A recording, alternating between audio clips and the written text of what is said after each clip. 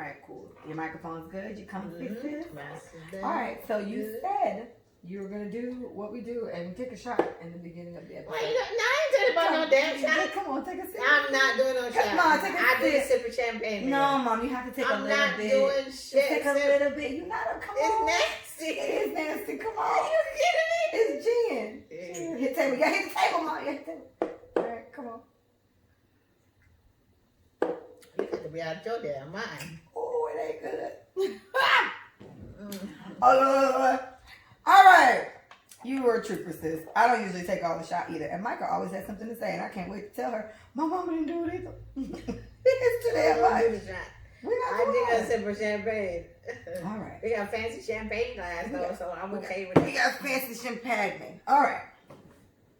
Hey, everybody. It's Lee, and this is Let Us Say It For You. So, are you listening for Big Mike? Because she's not here. Sorry. This episode is our special Mother's Day special. And I did see Micah earlier today. Oh, you heard the little sound? I'm going to tell you who it is. So, Micah was here earlier. She made me a lovely painting, 2 for my brand new room. But today on Mother's Day, I have a special guest. It's my mother. Hey, baby. So, if you guys know, she took the shot with me, but she didn't really take the shot. Like, she took like a sip. I'm not taking that. Yeah, and if y'all thought I was tripping, she really tripping. Like, her shot is super small, but whatever. I sip some champagne. It's not the same, Mom, because you're going to do that throughout the situation anyway. So you can't just like... So let me understand. It's separate drink from the shots that you take? Well, listen, how we typically do it is if we're drinking gin, we take a shot of the gin, and then we drink gin throughout the episode. Okay. We could have done a shot of champagne, but we didn't really have much left, so that was why, this happened. I'm sorry, Mom. I didn't make the rules, okay? That's okay. Don't hate the player, hate the game, man. I am gonna participate as best as I can. I'm gonna do what I can. Okay, so Mother, on this lovely Mother's Day, love of my life, how are you? How do you feel? I'm good, lovely. Yeah? Thank you for inviting me. I mean, this is kind of cool. Isn't it cool? It's so good. Like, it's so cool. Your kid has a podcast and you're on it. All right, well, I would like you to tell my listeners how amazingly wonderful it was. What an experience it was to birth me, right? To be the mother of me, of this. You are wonderful. A Thanks, lot of people Mom. will be like, oh my God, here we go. But you are absolutely wonderful. Aw. I mean, how far do you want me to go back? I mean, listen, this is your world. I'm just living in it. So you can take me back to me being on time for delivery. Delivery. I know. You were not on I know, I time was for late. delivery. Well, good try. I know, that was amazing. No, you were about a week late. But then I'm gonna just say that it could be me that didn't have the calendar right. So Thanks, I won't give you that. Don't you do that to me. But yeah, 6 pounds 9 ounces. Oh my gosh. And, So cute. it was natural birth, so that was not fun. Yeesh. I said I was gonna try it naturally, and I won't do it again. Yeah, I'm about to say, let's do it again, because I didn't do mine naturally. I'm not doing My it. second daughter, nope. I was like, bring on was it demo? It's going to kill me if I don't figure it out, Mom. Long needle. I think it was. It's not demo. I don't know if that's like the actual I think name. it's the word for it. But, Yeah. but anyway, whatever it was. Mom, it's going to drive me crazy if I don't remember what name is. I got the epidural. Epidural. There you go. But I think they call it. That might be, yeah, it might be Demerol. Demerol, whatever. That sounds like some dental in my stuff. head. But the epidural. I was like, bring it on. Epidural. But no, I was literally, they had me to walk around in the hospital because I came to the hospital and you were not ready. Girl, because I wasn't, Mom. Sorry, Mom. Not- but you're going like, to not have to right walk now, for about sis. 2 hours. I was like, Two? I was going to be like, lady. But Nobody I did had to that. do it, so I walked around, and then when the pain come, I stop and hold on to the wall. I'm so sorry. Yeah. I love you, girl. I'm sorry. I know what I was dealing with. Poor little me. You know, like, Yeah, depression. it was horrible then, but then you came out to be such a sweet I soul. wasn't a happy You kid. were I so don't worth think it. so. I was So there. worth it. I stayed home with you. I remember I stayed home with you for 3 months, and on the 4th month, I had to go to work whether I liked it or not. Oh, yeah, we had bills. And I cried. I was like, oh my God, I gotta I take my little baby and give it to some stranger. Loser. It was horrible. It was a nice little Caucasian lady. Little She was Caucasian sweet, lady. Caucasian. Shout out to the Caucasian. Yeah, she was nice. But I just, it was just torture. It has to be hard because I give respect to it's so parents, little. man. I'm telling Yeah, you gotta you give like it to somebody. this little person, and you had to just go live with some people and go to work. And I was miserable. I didn't talk to anybody at work for like a month. It was like, well, that black girl got an attitude. Yeah, I was like, whatever. And I never forgot. Something that stood out with me was like after you stay with the lady for a long time. So Yeah, she yeah. was really sweet because she didn't have anything to do. So Yeah, she just was chilling. crazy about you. And Watching like 11 o'clock, you had to take your nap. And you had to take like the regular I day remember nap that, thing. yeah. And I remember when you was I remember we were about a year maybe. And I had got off early. Yeah. And I was like, okay, so I go went get my there. I went to baby. surprise her. I'm like, go get my baby. And so I was like, hey, baby. And she was like, hi, mommy. And then she started talking because, Leah can talk. Like, if you see anything about this, trust and believe. Here she go. Here she go trying to embarrass me on the show. She can talk, but it was good. It was I got a good. podcast. I like to talk, guys. Yeah, It's so a given. See, I ain't got no problem with that because kids that can't talk, I feel so bad for Me them. too. So Me too. I was okay with that. And but I remember I went to pick you up, and it was like about 11 o'clock, and the lady was like, look at this. She was like, okay, Leah, it's time for nap, and you were like, bye, mommy.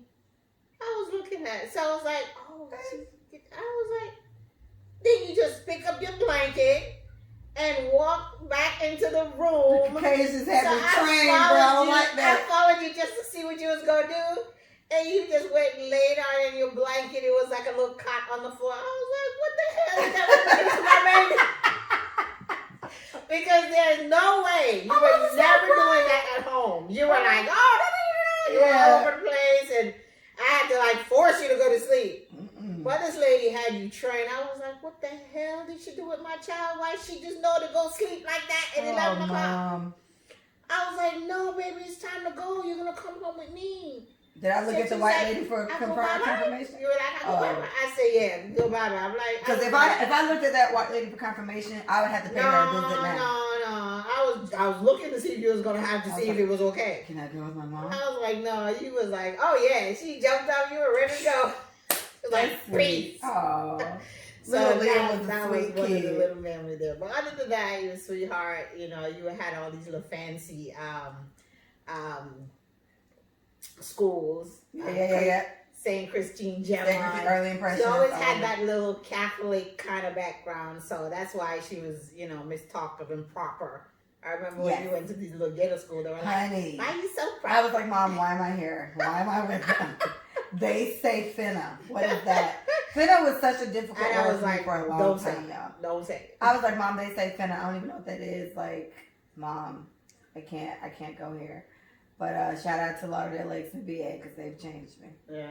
And that is good. This made you a product. But, I still wanted you to be well-rounded, but as far as I'm concerned, you can be well-rounded and still speak proper. So that was and well, it worked out because I was able to do that. I think the only way you can play those type of games is once the proper speaking or the proper grammar is already established, right. And then you can go ahead and add other things on. If you mix the two, then you're gonna have them a little misconstrued.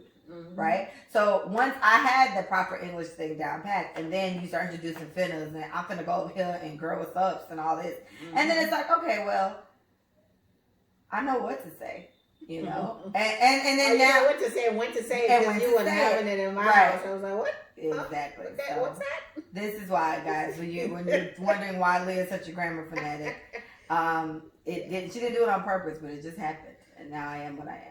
I proofread everything. No, I'm okay with that because you can proofread my doctorate. Proofread her doctorate letter things, my classes, and whatever she said thesis and whatever. So I'm okay proofreader. with that. I'm good with that. Look at what you did, girl. But other than that, you grew up. I have stories that I probably can't remember now.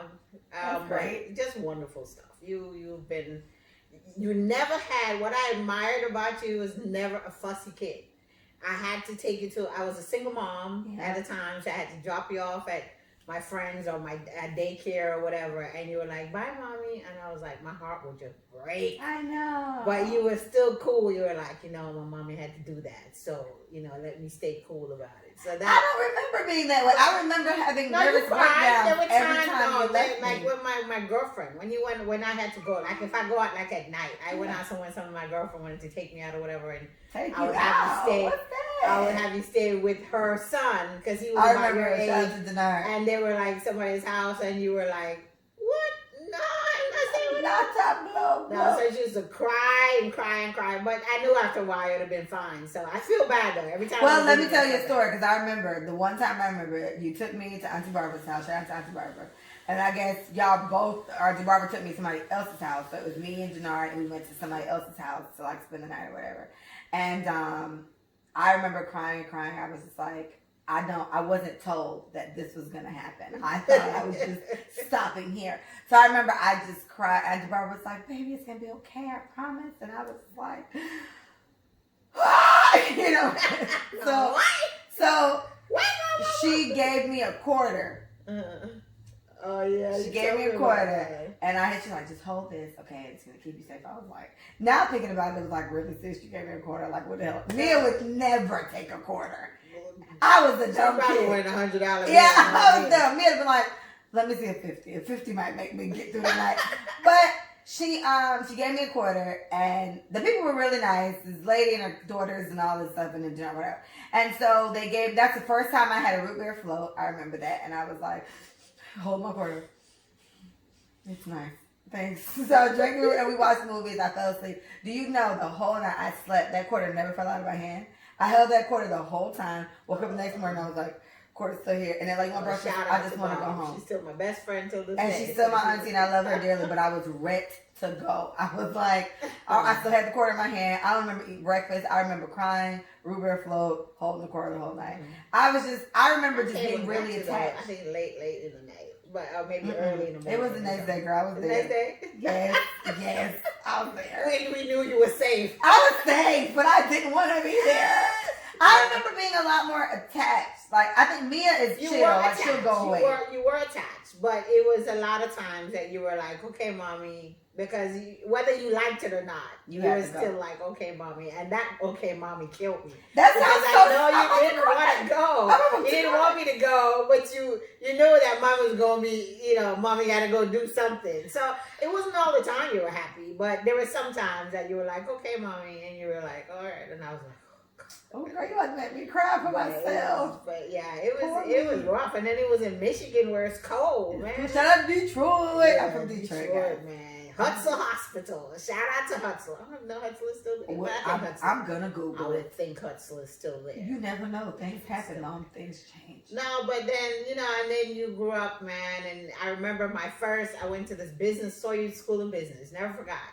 And I was like, this is going to change my life, Yeah. And the first person I made sure that was at my graduation was my daughter. And I had you with I had my little black and white cat suit. Never forgot. I want to remake that picture so bad. And I had you. Uncle John probably got it. I was taking pictures. And you were like, yeah, mama, let's do it. Yeah, whatever this is. But you was just a trooper because you didn't have a lot of friends, but I made sure you had everything you want. If it was video games, if it was whatever at the house, you were busy there. So of course, when you got older, I gave you everything you want. Gang. You sacrificed some things when you were younger. Well, I'll tell you this: as the person who did it, I don't remember feeling like anything was sacrificed. Yeah. So that's what I would always say to people. I was like, yeah, me and mom.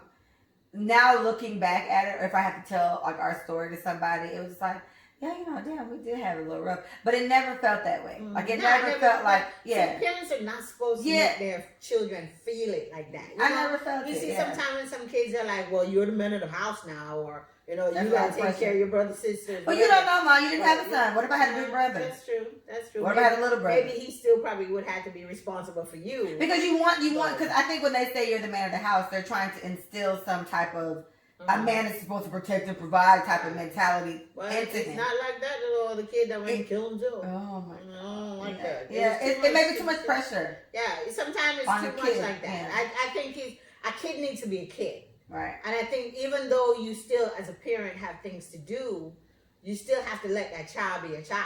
Yeah. You know what I mean? And enjoy their moments as a kid. And I think there's plenty of time to be the man of the house, and there's plenty of time to be you're responsible for this and that and whatever. You did a great job at that. So. You did a great job. I'll give you one. So I remember one time, this is in Detroit, and the story may be jumbled, but the gist of it I remember is you were just like, you'll be right back. You were getting something out of the car. And I was like, all right, go get it then. So you went. It's all right then. All right, cool. I'm straight. So and I was really big on Scooby-Doo at the time. I still love Scooby-Doo. So I would just sit there and watch Scooby-Doo on Cartoon Network like all day. So when you came, this is when I realized there is no such thing as Santa Claus, because I never believed that he could have existed, because I'm like, first of all, we don't have a chimney. But honestly, that's the still part of being a child. I never let you realize that there was no Santa Claus. Yeah. Till later on, I mean, you figure. But I'm not gonna lie, I told me ain't no Santa Claus. Ain't no big white Caucasian man bringing you nothing. It's me, your daddy, and your granddad. Okay, we did this. But anyway, you did all that, and you did keep the facade for me, the whimsical, kid thing. So I'm like, so you came in and you told me to go get some. I don't know, somehow you got me out of the living room. I was like, okay, that's dumb. So I went and did what you asked me to do, and then like, Leah, I don't know where this came from. What's this? I was like, you brought this in here. I ain't stupid. You went to the car to get it. You went to the car to get it. I ain't dumb. Now you playing the way. You was like, Leah, what is this? What you got from the car? It was like, because you took a while, so I think maybe you went to wrap it in the car. I don't know, but something happened, and it was just like you did take a long time out there, and then you came back and it's like, what's this? And I was like, you did this? No, you're like, no, baby, I don't know. And I was like, all right, whatever.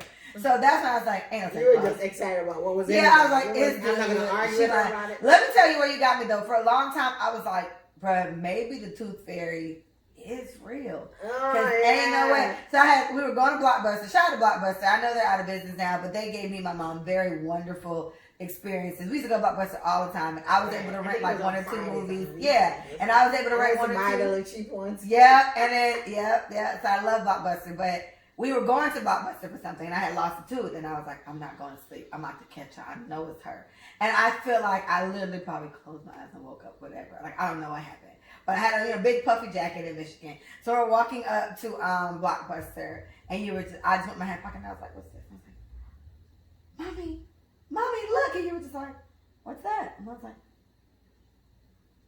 you put this in here. And I was like, no. And I was like, when could you have put this in there? I was watching you the whole time. I did fall asleep, so you ain't slick. But you are slick, because I was like, damn, maybe the Tooth Fairy is real, so Santa Claus ain't. But Tooth Fairy might really be somebody. I don't know. Maybe I have a whole... had to rethink all of it. Yes, I was like, so then when I got older, I thought about that once, Mia lost like the tooth that I was like, my mom was really crafty at that. And I don't think I've ever said to Mia, no, Tooth Fairy isn't real, but I think once I killed Santa Claus for her, she was just like, oh, so nigga, you the Tooth Fairy and you everybody else. I was just like, well, I am what I am. And I did tell Mia, don't go to school telling kids that. Okay, so maybe their parents want them to believe that, and that's fine.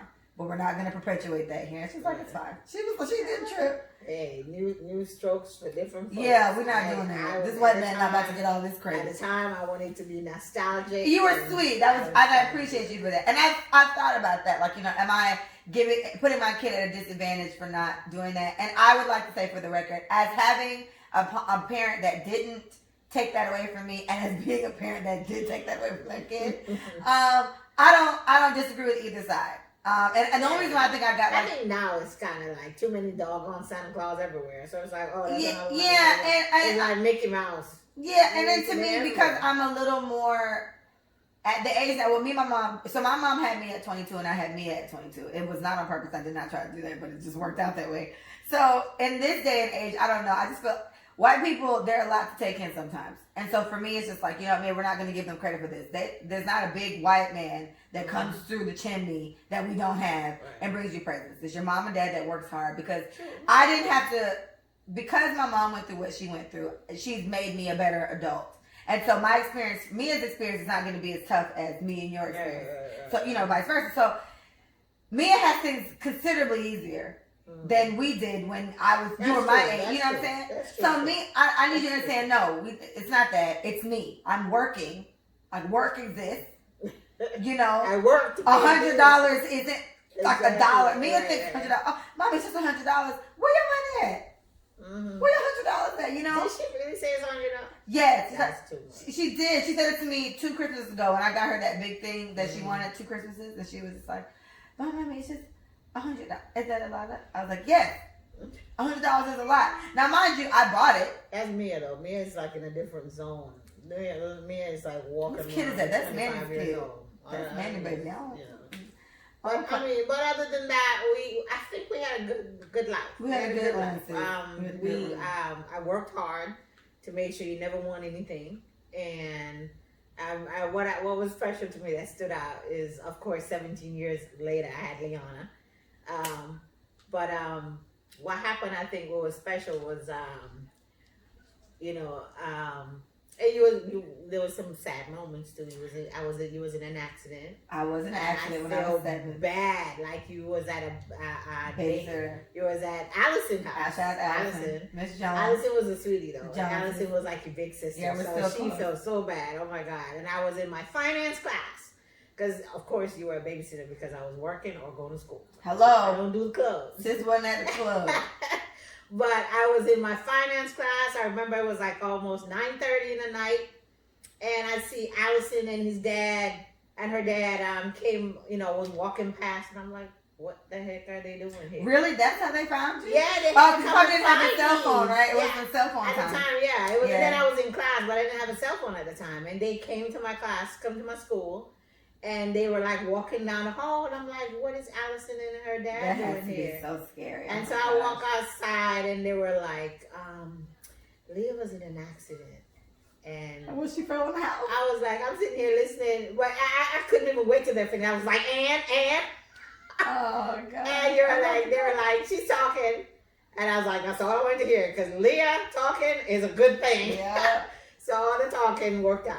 So Yeah. when they said you were talking, we just, rushed to the hospital. Allison was in the car with me and she was telling me that he was at an ice cream truck. And this idiot, till this day, there was supposed to be a stop sign from the ice cream truck that all the vehicles supposed to stop when the kids are going back and forth.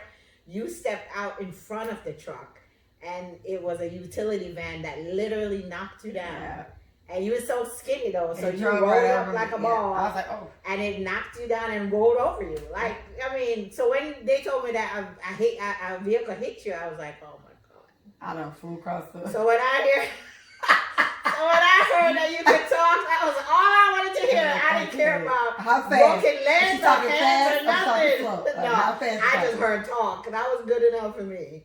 Yeah. And so I rushed to the hospital, and in the hallway, I could hear you in the background telling the doctor, no shots. Yeah. I don't want shots. Let me I don't say want a something. shot. I remember because I had on Julian's jumper. Shout out to Julian. Mhm. I had on Julian's jumper, Mhm. so I was like, they cut it, and I was like, this isn't my jumper.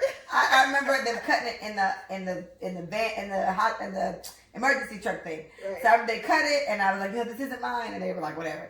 And the guy, whoever was in there was nice. I don't remember if it was woman or man, but they was like, it's okay, sweetie, just keep talking. I talked to Yeah, they him. kept telling me to just keep talking to him. So I'm just like, okay, what's your number? What's your address? I don't think I knew the address, but I knew my phone number. I still know that phone number. Right. 313-535-8297. I still Girl, know I that. forgot that. Oh, you good. Yeah, 313-535-8297. So they would tell me all that, and I remember I was in a hospital place, and they made me do the CAT scan, and I was like, this is wow. So I'm in there like, whoa. But I did eventually start to feel woozy, and so the lady kept telling me, you gotta stay awake, because my head was bleeding. Right. So they were like, stay awake, and I'm like, all right. But that's the part. Like, I heard you in the hallway, so I was a little bit more relieved as I'm walking down the hall because you're fighting with the doctor. I'm like, that's. A good I sign. remember telling her, sis, if That's you a do good that, sign. I'm gonna hate you.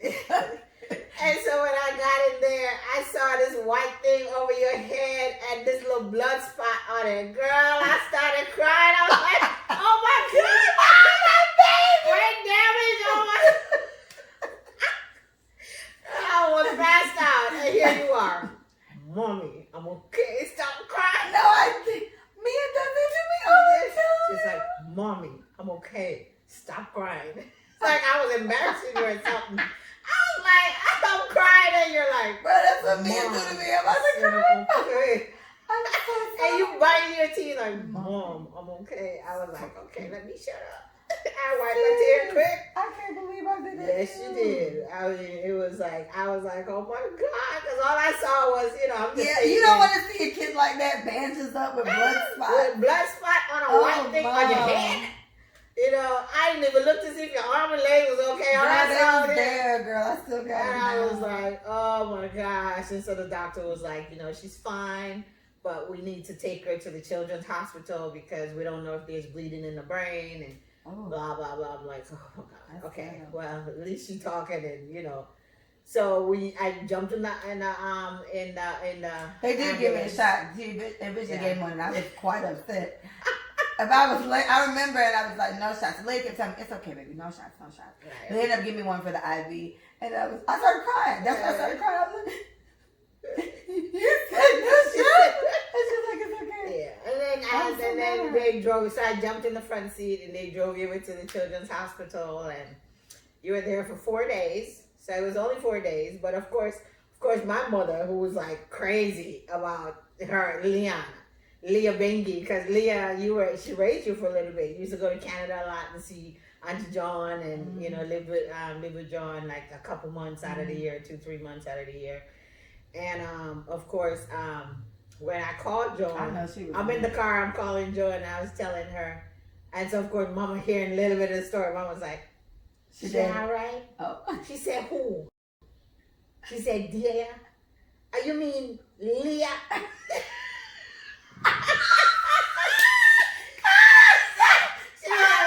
You mean Delia one doctor? He wasn't that. She was like, Lord Jesus, she didn't. She was like, Lord Jesus, she didn't know. So Mama Joan. So Joan, she of course started crying. She's like, Mommy, she's fine. That's my baby. She was like, wait, dear what? It was so funny. It was funny then. It wasn't funny then. I was thinking about it. So they drove over. I think they took the bus. Oh, they came over because they were like, we gotta go make sure Leah's okay. Oh, like that. So Joanna and Mama, I think, took the train or the bus to come over. And of course, Mama wanted to go to the scene of the crime. She did not go on the people's street. We went over to where you had gotten hit or whatever, and did she pray or something? Anyway, thank God everything was fine. And of course, after that, Mama was like, she needs to come stay with me. Is that how my Canada trip happened? No, that's how your Jamaica trip happened. From ever since that, Mama was like, you're busy, you're going to school, you're working full time. Wow. I need to take care of Leah. I never knew that. Yeah, very protective. So she stayed a while with you, and then she was like, nope, Leah can stay with me. And me take care. And so that was good. But and then you went to Jamaica. You went to Jamaica. Probably actually, because remember, it was only like maybe about 6 months, maybe a year after that. Because I was 7 when that accident happened. And in 2nd grade, I was in Jamaica. And then I came back to Michigan and then went back to tell you right. Yeah. Yeah, we went to Jamaica. And she was like, maybe I would take care of her. And then, you know who my teacher was? She was either my teacher or she was my studies teacher, like my tutor or whatever. Aunt Graham. Oh, yes, that's her true. sister. That's true. Was my, she was either my teacher or she was the thing I went to before class to study. And so, So they had an eye on me. So that was how that happened. So Mama was like, I'm more comfortable because I'm going to worry about her at somebody's house or some daycare while you're working. It's funny because I'm just picturing her saying, who? Why is John trying to get my mama to speak? Yeah, exactly that. She's like, Leah. She's like, wait. Delia Wanda. What? That's what she always tells me. She's like, one pick me and a pick me. You have to have one of them.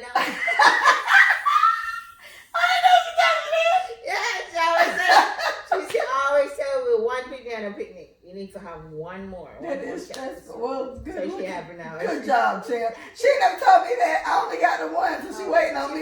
She probably thinking you got plenty of time. I grandkids. Yeah, so All right. that was good, man. And then you went to Jamaica, and of course, I was in Jamaica like once a month. I was in Jamaica. I packed up and moved to Jamaica about 2-3 times. Girl, Every time we tried to go, a hurricane came or something came. took us right I out. would miss it. Come on, Mom. We got to finish the shot eventually. You can't be no punk now.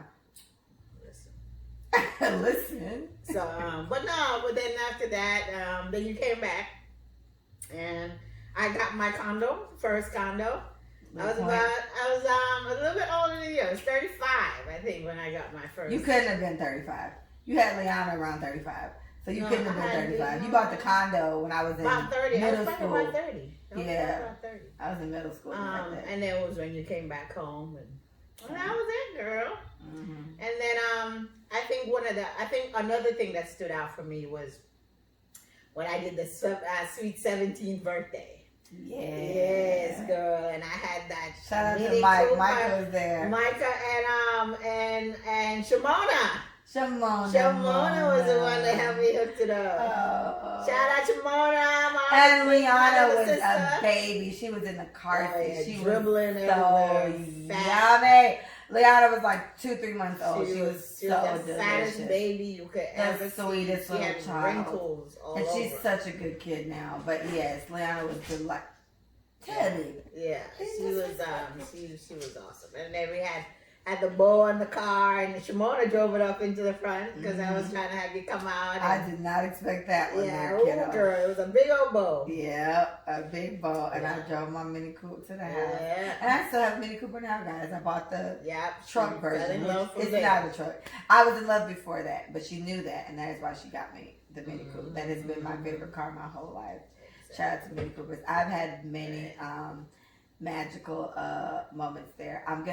I'll tell you one of my peeves, one of my bones with you. When I was in Canada, let me tell you what she did to me, y'all.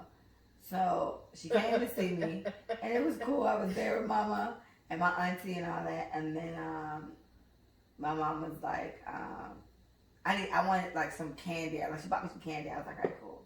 And she's like, I'm gonna get you some more. And I was like, okay. And he's like, yeah, I'm gonna get you some more I'll be candy. right Come back. back. She never came back. And I was upset. But I could not leave. You left, Mom, and I was No, so I mean, mad. it I was gave your already- mom hell that night. I was like, Mama, she's coming back. She was like, mm-hmm. Yeah, all right. Yeah, sure. No, yeah, right. No, I was like, yeah, okay. I was like, she's coming back. And then the next day, I think you called me, and I was just like, Delia, what's up? Like, where'd you go? You well in Michigan at this point. Yeah, I had to go back to school. I was hurt. At I that was time, hurt. but But I mean, I understand now, but I remember, and that's the thing, I think about that, and that's what reminds me how naive kids can be. That's why I'm so protective of men. Because kids are dumb. Like, you tell kids, yeah, I'm gonna get you some gum. It was gum. I'm gonna get you some gum. I was like, okay. I ain't see it for 3 months. I was like, this is. no, I was gone for 3 months. Cause Oh, I came I don't down. remember. I drove. Remember, I used to drive to Toronto Yeah, like you come back and crazy, forth, girl. yeah. From Detroit. It was how, like 3 hours, like Orlando. It's normally like 4 hours. It took me 3.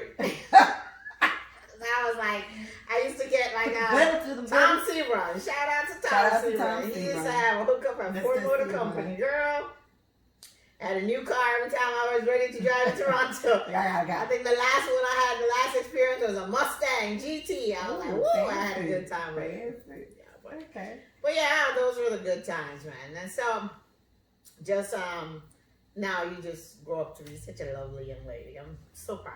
So proud. Mom, cut You it did out. all the wonderful things Stop it, Mom. that a mother could want. You know, you got your education. Okay, let's ask you this then. then. Tell us. When I told you I was pregnant, how did you feel?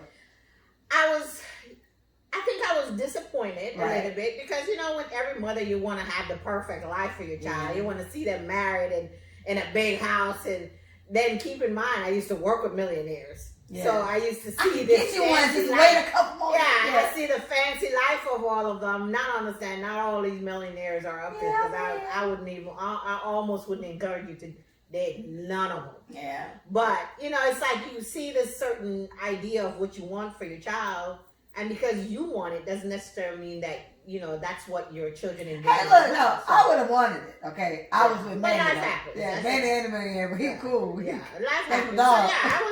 I was looking for him for a minute. I didn't wait a minute. Man, I don't want to see my educated daughter going to college, and here she is, you know. But I couldn't be mad because the same time you had a child, I had a child. So the only thing I could say, well, you know what?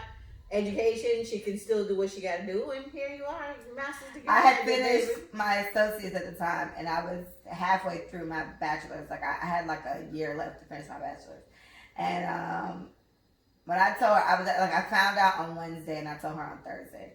So I just knew I was pregnant. I was like, bro, I feel so weird. I was in Jamaica, I think, when I came back. You told me. No, you were already back by the time I found out, because what happened was I had went in your bathroom for something, and I found a pregnancy test in there, and I was like, is she pregnant? What is this? And I think you said one of your students or one of your colleagues or something. So you just had an extra pregnancy. So I didn't use that when I was like. I probably told you that. You told me that. Oh, girl, we have little brothers. No. Oh, Weird. Yeah. Yeah. We're having twins. Yeah, we had to make something up. What? Speak it. What? I have to poop. You can't do it upstairs? They're not using the bathroom. All right, go ahead. Just walk slow. You sure could have did that without telling the whole podcast, but just go. Go. So anyway. Just go, Mia. Go over there. Yeah, like, she's just trying to be seen. She wanted to be on the camera so bad. That's Mia. That's my child, guys. Anyway, so, what did I say about the what? Oh, the pregnancy. Yeah. So I found you were there, like, Right. and like Monday, Tuesday, I'm at work, and I'm just like, man, everything just feels weird. My back hurts a little bit, so, you know, whatever. And I'm like, this is not normal period stuff. I knew I was pregnant. I kept telling Micah, bro, I'm pregnant, bro. I just know it. She was like, you're not pregnant, you stupid girl. And I was like, I am. I'm telling you, I know I'm pregnant. I gotta be. And so it was like Tuesday, or maybe the Wednesday. I went in your bathroom to get some. I saw a pregnancy test. I was like, this is a sign, bro. Like, there's a baby in me. So I went to the mall with Micah and Simone. Shout out to Van Simone. And the Walgreens that's right here behind the house now, that's the Walgreens I bought my pregnancy test at. Mm-hmm. And I took the pregnancy test in Micah's bathroom over here. Mm-hmm. In Micah's bathroom. Micah and Simone were in the bathroom. So I was like, well, this is a lot. But I peed and stayed in there. And I was like, so we were like friends. So do you want to? Yeah. I looked at it though. So we held it and it was like, okay, we had the minutes passed. And I was like, I'm pregnant. Micah was like, oh, and I was like, yeah. I told Manny. He was just like, oh my gosh, okay, we have a baby. That was it. So then I'm like, okay, I gotta tell Delia, y'all. And Mike was like, well, what do you think she's gonna say? I was like, I don't know. I mean, I'm not a teenager anymore. I'm 22, so maybe, I'm sure I still live with her. I don't know. Like, I didn't know what was gonna happen, but I was like, look, man. We were sitting there talking about something else. It's gonna come anyway. Yeah, she gonna see it and how long I'm hiding. Like, so we were talking about literally something random. Like, you were like, yeah, I gotta go to church this Sunday, and missionaries having a meeting about something. Like, it was literally something, Calvin. I was like, I took a pregnancy test yesterday. You were just like, I'm over here, and you were just like, oh. I was like, I'm pregnant.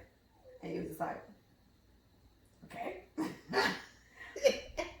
And what you gonna do? What you gonna do? I was like, well, I'm gonna have this baby. And you're like, with Manny. And I was like, yeah. And so at the time, Manny had possible baby things happening. So my mom was like, so you're gonna have a baby with the guy that already has the baby happening right now. And I was like, yes. And so you paused for a second, and honestly, your response, like your initial response, was so much better than I expected. Because you were just like, you were hyping up like, I was like, she's gonna hit me, but maybe she won't hit me because I am pregnant. So like, that's a crime, right? So I was like, you were just like, well, you're almost done with your bachelor's, you finished your associates. And what you said to me, still sitting at the table, you said you are a much more responsible 22-year-old than I was when I was 22. Mm-hmm. So, okay. And I was like, Mom. See, I'm pretty cool. You did really well. I do no shots. You would have to finish it, Mom. It's rule. If Michael was here, she'd be disappointed. No, she would have said, it's okay, Mom. You do whatever you want. Kiss up, suck up.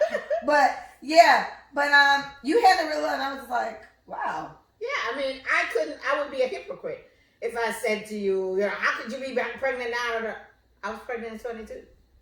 Who am I to say that? But I always say, be careful, because my mother always say, it's like an old Jamaican phrase, that my daughter walked the same toe that I like. You know, it's like a phrase like, "Be careful," because if your child could go into the same cycle Bro, that you did.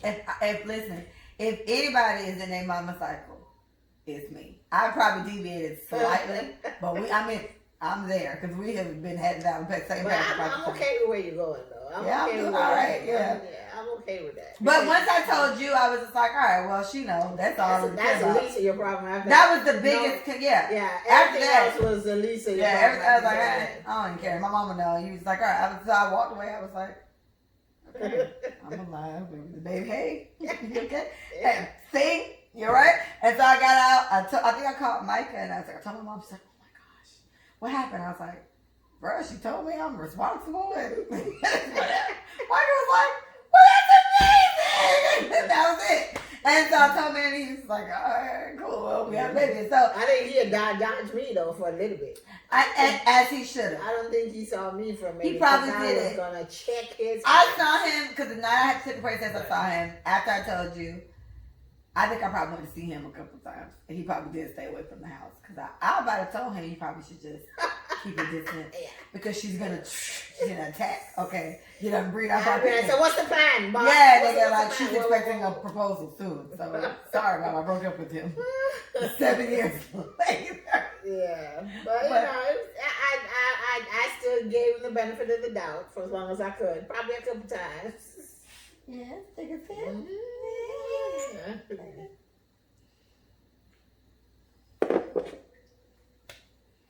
Yeah. So, but it was all good. It was all good. I mean, I had a great. You ain't said nothing out that beautiful shotgun, graphic. Mom. Sure didn't. You sure did. You licked it and put it back. But what I appreciated was because I was there to help you kind of take care of me. Yes, because me So was because a lot. you was a young mother, you know, and I was like, it was the joy. And I remember somebody was like basically almost annoyed. Child spicy. Somebody Yeah, was spicy talking about how I'm looking forward to see my grandma. I'm like, nigga, yeah. Well, of course. Listen, guys. I don't know if you've seen my daughter as a 7-year-old, almost 8-year-old, but baby Mia was a gem. Okay, and as beautiful as my kid is amazing. And she followed Liana with everything. But Liana she did. loved my little sister. So when I came in the easy. house and Liana came and gave me a hug, guess who was coming to give me a hug too? That's So so it was cute. all good. She's so sweet. Yeah, so it was nice having my mom there because I'm good with babies, but it definitely is something, you know. And shout out to all the moms out there on our special day because Happy Mother's yeah, Day. shout out to us because it's just like as much as I love babies, sometimes the big I was never aggravated with Mia. I was never, oh my gosh, like I can't. If anything, I'm more so like I need space now. But when she was younger, I could deal with it. But sometimes you're just so tired, like you're That's true. falling But I think asleep that's when trying to put them parents, to when they sleep. get the postpartum depression. Oh God, I feel bad for when I a feel woman is so by bad for herself them. with a baby. it's And I so mean, hard. I was by myself with a baby. I just realized Yeah. that. I had a lot of relatives, but I was by myself. And it was hard. Yeah. I mean, you were sleepy. Whether you sleepy or not, you had to take That care baby of the sitting there baby. digging in your You know, nose. I had your Yeah, dad around at the time, when you were younger. Yeah. But, it's still hard being a mom. It's because, really hard. So, but yeah, man, shout out to the moms who just do what they got to do. And for the moms that have postpartum depression, I don't know how to help you out of that space, but I want to acknowledge that what you're going through is real. Like I definitely understand that yes, because that's so yes. hard and it's so difficult to have that and then have somebody just feel like you're supposed to just have this baby And just the be baby, happy as hell. Guess what?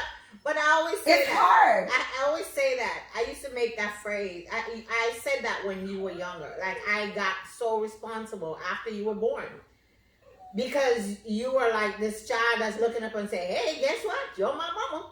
Yeah, So we'll do that. whatever you were doing, Hey. you're going to have to take care of me. Yeah. And I got so responsible. And I think that's probably why even your dad couldn't really come to terms with the idea like, yeah, I want to get an education. I want to take care of my Like we were child. chilling I and now you know, want to be like Yeah, super, and I'm super like, real. I'm serious about trying to take care of this little child because she's expecting me to do it. So it was kind of like, maybe it was like a little a script, like, we were cool and having a good time, but now I'm a mama. Yeah. And it's sad when you're now a mother and that postpartum thing come and you're like, well, whether you like it or not, lady, You know, Yeah, I'm and here. Sis is crying every That's day, crazy or stuff. she feels weird, or like the chemical imbalance just throws her off, and like she just could just like it's just so, to me, that's like the saddest, scariest thing, Yeah. because it does That's not true. mean this woman That's doesn't very love her true. child. It just means mentally she's just not there right now, Mhm. and it's like it happens like after you have babies. You're supposed to lose a whole bunch of hair, which is really weird. I didn't lose that, thank God. Like, my hair was flourishing, but as beautiful as my hair was, they kept telling me, hair yourself. My hair grew when I was Yeah, pregnant. but it's after you have the baby. Like, after like a Right. month or two after, a lot of your hair is supposed to fall out. Like, I was blessed. yeah, I had that problem, girl. I ain't shut up.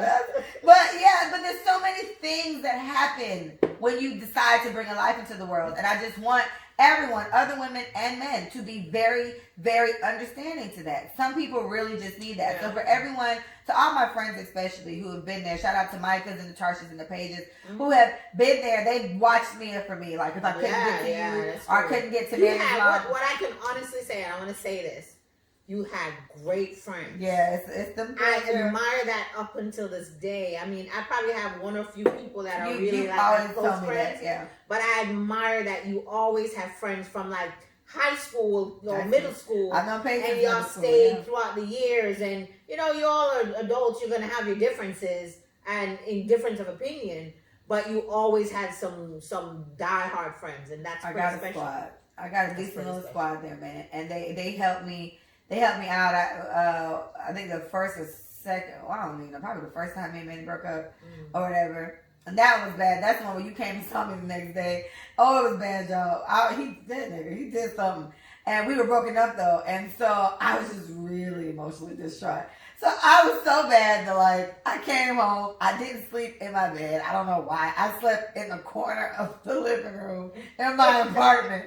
So my mom came over the Sunday and was just like, so, you know, what you doing up here?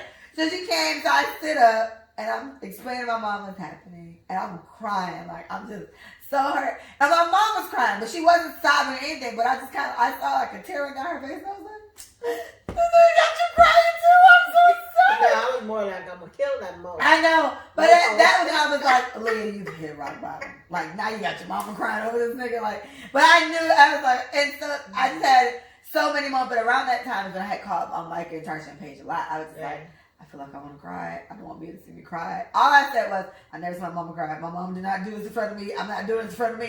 But I need a moment. So they were just like, okay. Tarsha was like, okay, not a problem. I'll be there in a minute. And Tarsha lived very close, so Tarsha would just take 44th straight down. I think that's why I see her take all these pictures that I've never seen. Yeah, because you never see it. She and Mia. But Tarsha be in my house all the time. Tarsha used to sleep on my couch all the time. And then she would that was leave another in the middle of the child. night. I was at the house. She was there all the time. Shout out to Shout out to Tarsha.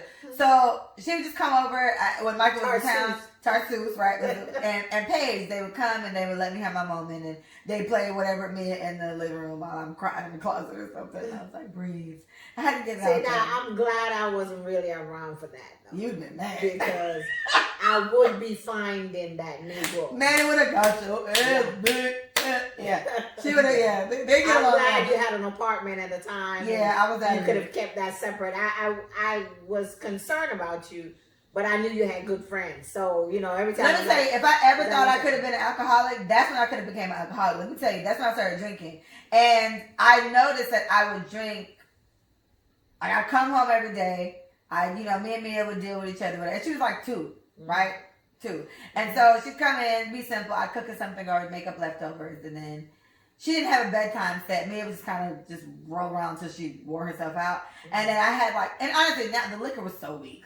But for me then, I didn't drink. So I was just like, I would drink and I would feel, whew, I'm in a better space. And I just kind of, one day I just kind of noticed, like, sis, we don't want to develop a problem now. We don't want to get a condition. I was like, all right, we're not going to drink today. But I know that I stopped it. So I was like, this is where I feel like. But if you notice, with alcoholism, it's something that triggers something. Yeah. You end up getting stuck in that. Yeah. And you can't get out of Him it. breaking So it. And so that's it's a good thing that you had that strength enough to say, hey. Yeah. And then the alcoholic part didn't click until I just said, okay, I'm fine today. I don't feel as, let me just skip today and go. And then it was a little bit later, I was like, oh, sis, you could have really been like a whole alcoholic out here if you would have let this dude leave and you just stress you out like that. So, whatever, I recovered, but that's definitely like, so you worry about me now. I was like, no, sis, I knew when alcoholism was knocking at the door. It's not now. It was then. I almost became one. But it was literally like, I would say like 2 weeks of just like, I'd come home and I'd drink. And then I was like, all right, I'm chill. What you want to do, me? Pat a cake? We just do whatever. But it was like late. I didn't start till like 8 o'clock. And by 9 or 10, she would like doze off. Because she was little. And she had the whole night to take a sip. Yeah, and I was just sitting there staring at the wall. This nigga left me with this baby. And then, whatever. So, moms, girl, it's so hard, man. It gets so... It's hard. It's but, so hard. It's kind of like... The way I look at it, it's a big decision to have a child. Yeah. And I know sometimes, people just make mistakes and they happen.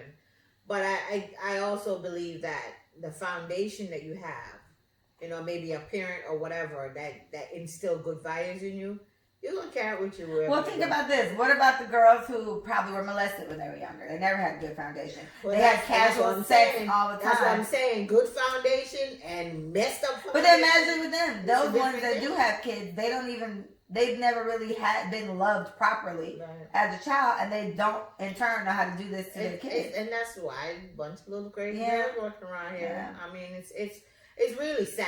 It's very sad. That's why I say, there's some people that I know I know right now wish they could have a child and they can't. And then I see there's kids that just, and they're pregnant like that. And it's unfortunate, but, I guess, it's just situations in life that gives you some lessons. I mean, Yeah. you just hope and pray, though, that, the kids that come in this world are good human beings. You try to make sure that, I know for me, I made sure that you were a good kid. I made sure that you had the right values. Whether dad was around or not, you were never in need of that. You would just be, I wanted you to be a good human being in general. And, some people work on that, some people don't. So, it's just, honestly, there's some trifling mamas around here right now. Happy Mother's Day to the real moms. They're all right. Shout out to the real girls. Yeah, but, you just hope that people take this, because, like, it's a blessing to be a mother. And the idea that you're a mother, that means that somebody is looking to you to raise them to be good human beings. Yeah. And there's some really horrible human beings around here. So, Trust me. and sometimes I'm not saying that as an adult you can't choose to a path. Yeah. But I believe till this day it was the values that my mother instilled in me that made me the person that I am. Shout out to my girl, So, Sybil. shout out to Sybil. Let's talk about Sybil for a moment. Oh my God. So Sybil is my mama's mama. And she's like literally top 3. Like, it was funny because if she's top 3 favorite people in the world, that means either you, me, or Liana are number 4. She's top 3. She's amazing. And most people love their grandmas and grandpas, and I don't deny that. But I feel like I love mine different. So whatever, we can fight if you want to. Well, I mean, she took care of you. She was like, and I think that's probably why Mama is so special to me, but then Mama was special to me from day one. Yeah. My mother had me by herself. Ooh. Like, it was a Thursday. She That's told a me lot. this. Not a She told me the Thursday. story, girl. It was a Thursday. And my mother had all these kids before us. She already had like 6. She had 5 children at that time. Man. Living children. Yeah. And she was going into delivery. And so she said she just boiled the water. She did all the regular things because at the time it was a midwife that had to come to the house. And so she boiled the water. She got some clean towels, and my brother at the time had to go get the sheets or whatever. And she laid in the bed waiting on, her name was Nana at the time. She was a nurse. She was a home what they call them? Midwife. Her name was Nana. Shout out to Nana. Shout out to I Nana. rest her soul. Rest She in peace, delivered Nana. a lot of kids, babies in That's the nice. neighborhood. And so my mother was waiting, and she was waiting. And that's when my dad already went to call her, because she was like, he had to walk. All this place, you had to walk. No cars. No And so she was like, well, I was coming, girl. I wasn't trying to wait. I was coming. So my mother pushed me out by herself Damn. and just made sure that I was crying I mean, she had a few of y'all by that Yeah, point. So. she knew. I know what it's She used to supposed to sound deliver. like. She used to deliver kids too. So my Oh, mother I used to think do. I- Yeah, I my feel mother like used I to be a remember that a midwife. little So bit, she pushed me to the side. She said because she was scared to cut the umbilical cord. She didn't know how to do it. yeah, that's. So she just, I was there wailing away, Oh. and You then, guys so cute. Ow!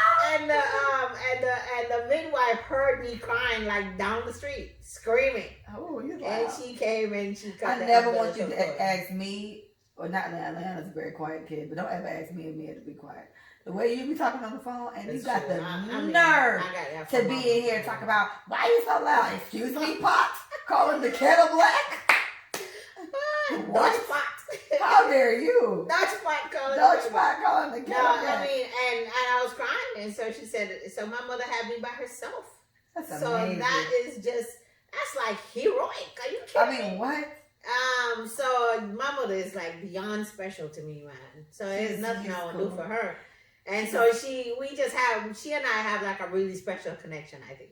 I look like my mom. I'm a little lighter, like I look like my You dad. got a little lighter. You I have mad my lighter. daddy's color. Yeah, you But like my light. mama is dark. But she looks just like my grandma, but the light skin version. Exactly. Like, it's so that's what funny. I'm saying. That's how my mama. The cheekbones now that they look the same. They swear I was Chinese. No, I'm not Chinese. Well, if you guys ever That's look at some Asian, Asian because features. Mia, yeah, because Manny's eyes are chinky, and my mom's eyes are chinky when she smiles. And when Mia was first born, I was like, I gave birth to an old Asian man. I was like, Mom, it's an old Asian man, a yellow old Asian man. Like Mia looked nothing like me, No hair. but it looked exactly like my mom. So even Manny was like, I mean, okay, it was like I believe you. I believe it's my baby, but. Damn, you know, and my mom was like, oh, look, it's me. And she looked just like my mom. It was crazy. So this for me, it gets a chinky eyes from. It has to be my mom or her. With two of them, she had no choice. Yeah. She just chinky.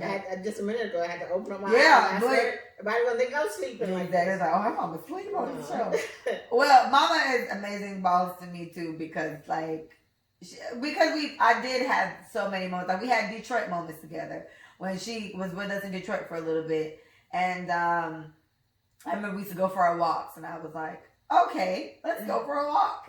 So we'd go for a walk, and then people would put stuff like out on the curb, like things they didn't want anymore. And so Mama, there was always this, bench that we had that it was like a little stool.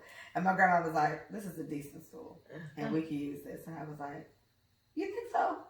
All right, well, let's get it. You were like her advisor. Yeah, I was 'Cause like, I know you were talking. Oh I my was God. like, well, let's get it there. Let's go. And I was like, okay, she said, we're going to leave it here. We're going to go get the ice cream. When we get the ice cream, we would like walk to the gas station. You remember like our house? We were in the cut. So you come out, and we're leaving our house. We walk out of our house. We get in the parking lot here. We come out, make a right. I don't remember. I remember this like I clockwork. remember everything. Yes, I do. And we would drive all the way down. We go over the highway bridge, and there's 2 gas stations, something like that. So we would walk over all that and go to the gas station. And then we would like get ice cream. Mama's favorite ice cream is chocolate ice cream, FYI. So she would get chocolate. I would get like vanilla or strawberry or something, whatever. And then we'd eat it on the way back. And then the stool was still there. And she was like, all right, we take it. And we took the stool. And that stool stayed with us for a long time. Mhm. Because I was like, this is Mama's stool. Mama picked the stool and we kept it there. And when I talked to her, I was like, I forgot the stool. She was like, good, it's a good stool. And it was a good stool. It was just like if you're moving and you throw something out. Yeah, you didn't want it to keep it. So that was that. And we did that in Detroit. So we were there doing that. And we did that in Canada too. So in Canada, we would go for walks. You know, and my aunt had her 2 sons and her Shout ex-husband. out to Jason and Junior. And Uncle Patrick, that's their dad. Yeah. My aunt's ex-husband now, but he was really nice to me, so shout out to him. And so we were all there, and me and Mama would just be like 2 peas in a pod. Like, you know, we slept together and all that. So she let us go for a walk. I was like, sis, I'm down. We about to like scope the scene. So we would like walk to stores. Like we would just literally just be going for walks, just me and her. And, you know, and then still I was like, Mama, you want this? Let's get this. She's like, no. Everything. Yeah, she's like, no, we don't want that. Doctor, we don't want that. That's my show. I was like, oh, okay. It looked all right to me. Let me try to sit on it. Like, I would be, you know, so we did that there. So we had those moments where, like, I can remember bits and pieces if I try hard. But I can say one really good memory with her, which is more recent than all those, but it was still old now, is when I found out I was pregnant. So I was having I was having a tough time, maybe like let's say a maybe 3 weeks after I found out I was pregnant. Like, more conversation was happening at that point. And so I remember I finally talked to her. Actually, no, I'm lying. That was probably like a week after. It wasn't even that long. It was like a week later. So I was talking to her, and I was just like, I don't know, Mama. Like, people give me all these commentaries. I don't know. Like, maybe I'll have an abortion. Like, I don't know. I never thought I would do that. I love baby so much, and whatever. And she was like, no, don't do that. Don't do that. And so her point was, do you know how many people wish they could have? It's fine. Yeah, it's good. Yeah. She was like, do you know how many people wish they could have a baby? True. And they can't. And you've had one. Your life is not that difficult. You're not struggling. Your mom is there. The dad is there. It's even if it's not, it don't even matter. People are dying to have kids and they can't have kids. This may be the only one you get. True. Have your baby. And I was crying. I was like, okay, sis, I'm gonna just have it. Like, whatever. And so she was like, fine. And Mama called me. I would want to say, I would say every day, but it couldn't have been every day. I'd say at least 2 or 3 times a week for like 6 months. Because she wanted to make sure I was having a girl. So the first number was her telling me, have your baby. Because I was really like, okay, I just felt a lot of pressure. Like, people didn't want me to have a baby, which was dumb. I wanted the baby. So I was like, it's already in there. It's not the baby's fault. So I was like, all right, fine. Mama told me, I don't even care about all that. She was like, have your baby. I was like, it's done since I'm having a baby. So then she was like, you need a girl. So it all made me laugh because she was like, me, I pray to God. They'll get one girl pick me. Cause you can't handle no boy pick me. I was like, sis, what you trying to say? I can handle a boy. She's like, you can't handle no boy pick me. No one have a girl. Mama just not into boys. She's not. And so, but that was those were her exact words. And I was like, I kind of wanted a son at one point, but I didn't want a girl at that point. So she would call me and she would check on me all the time. And then when I finally dragged y'all to the 3D ultrasound place, I paid the money. I was like, I gotta know now. So I went. We saw it was a girl. So I called Mama. I was like, Mama, yeah, all right, yeah. Y'all feel that. You know, y'all have it. She would ask me that every day, and I was like, sis, you done had mad kids. You know, you don't find out this soon. So anyway, she's like, you know, y'all have it. I was like, yes. Wait, is it? I was like, yes, I know. Oh yeah, it's a girl. Thank you. She put the phone like away. So she either like dropped her hands and like said a prayer or something, but all I heard was, thank you, Jesus. Thank you, God. Yes, amen.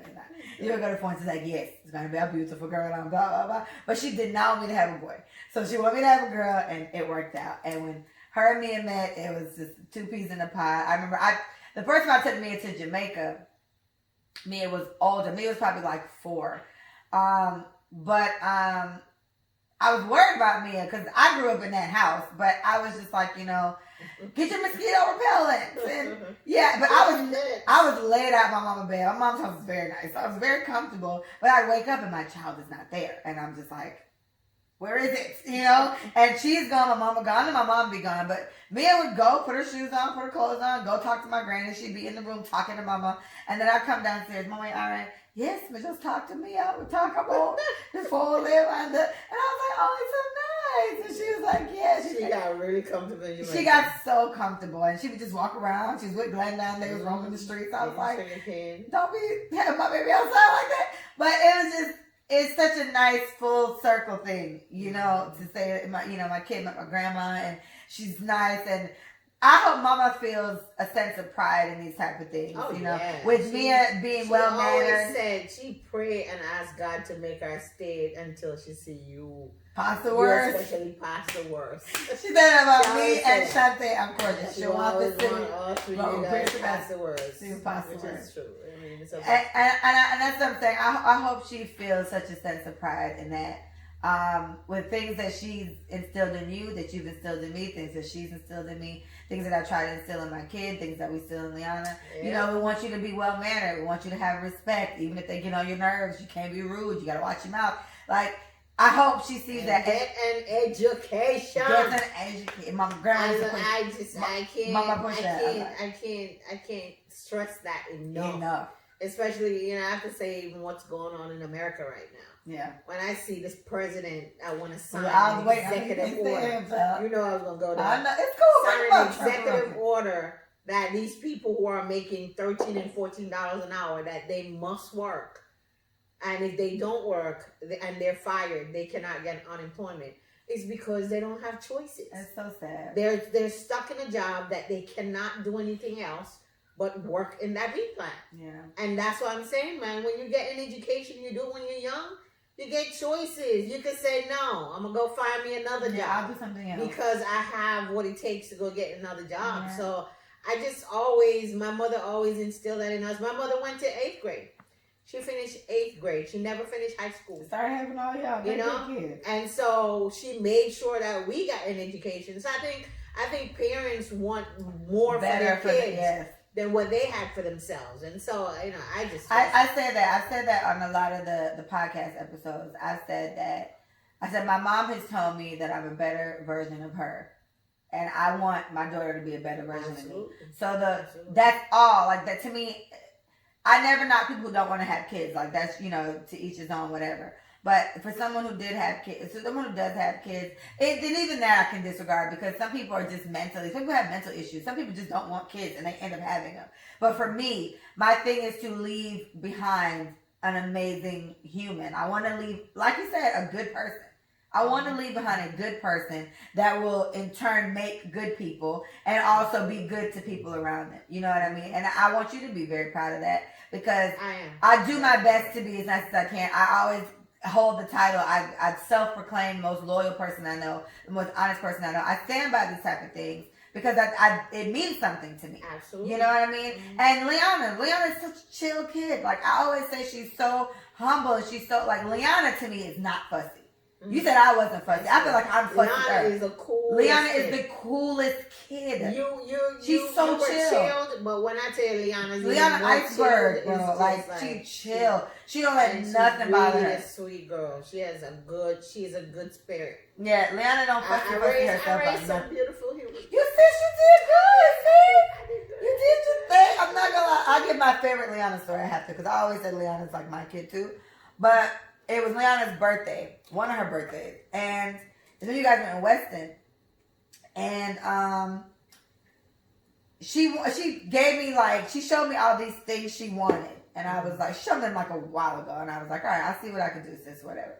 So I came to the house with Mia. Mia was like 2, whatever. So I came in the house, and I was like, hey, Liana, I'm so sorry. I wasn't able to get you anything, sis. Like, I didn't get you any gifts or whatever. And she was like, oh, well, it's okay. I'm just happy you came. I'm about to cry now. Because you was at your apartment. Yeah. I think she's so glad to see you when you came over. Oh, it was so sweet. She was like, it's okay. I'm just happy you came. And I was like, I bought you everything. I was just sweet. But she was so She was nice. like, oh, okay. Oh, she's like, oh, what? You didn't have to. It's okay. I was like, what are you? You're a mess. Oh, I'll be crying now. Cause y'all ain't never seen me cry. I'm so sorry. But my No, I would have done that. I would have made you do that. But Liana is the sweetest kid, bro. And I tell Mia that, I said, you need to be like your auntie. You get on my nerves. And I was like, but Liana's so chill. And she was just like, oh, it's okay. I'm just happy you came. And I was like, You know the funny I thing. bought you all. You know the funny thing. A friend of mine said that. Campbell. He said that I would really want my daughter to grow up to be like. Gosh. And I thought that was the sweetest thing. That's such a compliment. Like, she is such to you gem. and her. To you and her. You know, she is such a sweetheart. She's the nicest I'm like, kid, wow, man. it's pretty special. And then I look at me and talking about this, Bobby just $100. I said, we need to figure this out. Because it's my fault. We need to rearrange you. And if anything, this is why I say shout out to her dad. Because I'm more like education, proper grammar, manners, steady. And I'm moody myself. So I don't necessarily disregard me. Like, if I don't feel like being bothered, I don't feel like being bothered. Right? So I'm more so like that. Whereas Manny is very, listen, it's not all about you. Doesn't matter if you feel like being bothered or not. Da, da, da. And I always tell him honestly the greatest combo. We can really make a great kid because Manny is very chill and he is very. I want to help everybody and I want to do everything. I'm not necessarily. I want to help everybody. Like if you get me in a sad like something, I'll do it, but. It's circumstances. Manny is always, I'll give the last off my back to help a situation. Mm-hmm. I'm not like that. I'm not giving the last off my back if it's going to inconvenience me and Mia. Like, I'm not going to do that. Well, Manny would. So, I think I told him that, it's a great combo to hopefully make a great kid. But, Liana, like, just never, that story is something that I will tell for the rest of her life. Like, I'll tell her graduation parties. I'll tell her wedding. I know because every time you tell her, you cry. I cry. And I'm there like... Because she was such a humble chill kid. And even now, when I took her to Halloween Horror Nights for her birthday last year, her 13th birthday, my sister's 13, we're teenager now, we about to get lit. Shout out to all my friends, because all my friends came. That's so yeah, cool. we go. It's like, oh, it's Leanna's birthday, we lit, Leanna. Because they were there when Liana wasn't even a thought. And then they were there when you were pregnant. So we went and I paid for everything. My mom helped me with the hotel and the tickets, and I paid for like food and all that stuff. So we're there, and I was like, "You want this?" She's like, "Yeah." I said, "You want anything?" She's like, "No, I'm okay." And I was like, "You sure you don't want anything?" She's like, "Yeah, I'm fine." And I was like, "Girl, it's your birthday. What the hell do you want?" And she's like, "No, it's okay. I know it's probably too much." She's like, I said, "Shut your mouth! I'll cry this part right now, you stupid girl." You want everything? I'll buy you everything. I'll buy you popcorn, hot dogs, slushy. And you don't want to buy the Disney, but yeah. And you know there's like 15 apiece. But I was like, nah, sis, it's lit. I saved money. We ready for this. Let's go. And so she's just so humble. She's so chill. And she's like, I don't want to inconvenience anything. No, it's okay. You don't do all that. And I was like, you could have told me. Like, anything you want to tell me. Because I had to keep saying it to her. It's your birthday. Like, this is when you can literally ask me for dumb shit. And I'll buy it. Like, fine. She told me, like a couple times I go to McDonald's, like on our way home from school. Yeah. She's like, I said, what you want to eat? She was like, I do McDonald's if you have money for it. And I'm thinking, just tell me what you want. Tell me what you want. You diamond in the rough. She's Aladdin. She's not a street rat, but but she's really great. So I think if you can be proud, I would give you a hat off that you did very good with me and my little tulip up there. And Miss Mia. Mia's delightful. See, for me though, that's kind of why Mama wanted you to have a girl. I think a girl, the girl group is just so girls are fun, yeah. Because the guys, they have to go find a daddy somewhere. Girls, they gotta they need, boys need a father their figure. Father. They need their father figure. But I got my girl group, man. We're good. When we take a trip, we gone. We outing. We lit in the city. Yeah. I think somebody want to be a part of this. We almost ready for you. Just go. We can call you in a minute, Mia. She's sitting here looking at the camera. All right. Okay, so what else I want to ask you? What advice would you give to parents? Like new parents? Oh, gosh. If you had to give them 3 pieces of advice. 3 things to try to remember. They got to be short so they can remember them. Like, always brush your teeth. I think always close the door. 3 things is if you're going to be a parent or if you are a parent, you just have to be the best human being you can be for the child. I think what's lacking nowadays is women just feel that they can just have a baby. You could be a mother, but then you still have to be a good human being. I mean, because however you raise that child, it's gonna determine what they become in life. Yes, I know they make their mark after they become an adult. But if you remember every time somebody say, it's the values that you were raised with that make you the person that you are. And I think I would say just try to be the best example you can be for the child. And that's the first thing, because all of that kind of take that if you person can do that, then for the you rest should of be their able to, lives. yeah. And I think pamper yourself. Treat yourself good. I always believe that if I want something, I work hard. So I work very hard, but I know that if I want something, no matter what it was, I got it. I like foreign cars. A lot of people are like, why do you want to get that? I get what I want. I heard because American cars trash, so get a foreign car. Yeah, trust me. So I get what I want. If I want myself a diamond bracelet, I'm buying it for myself because I believe I deserve it. So I think we don't treat ourselves enough.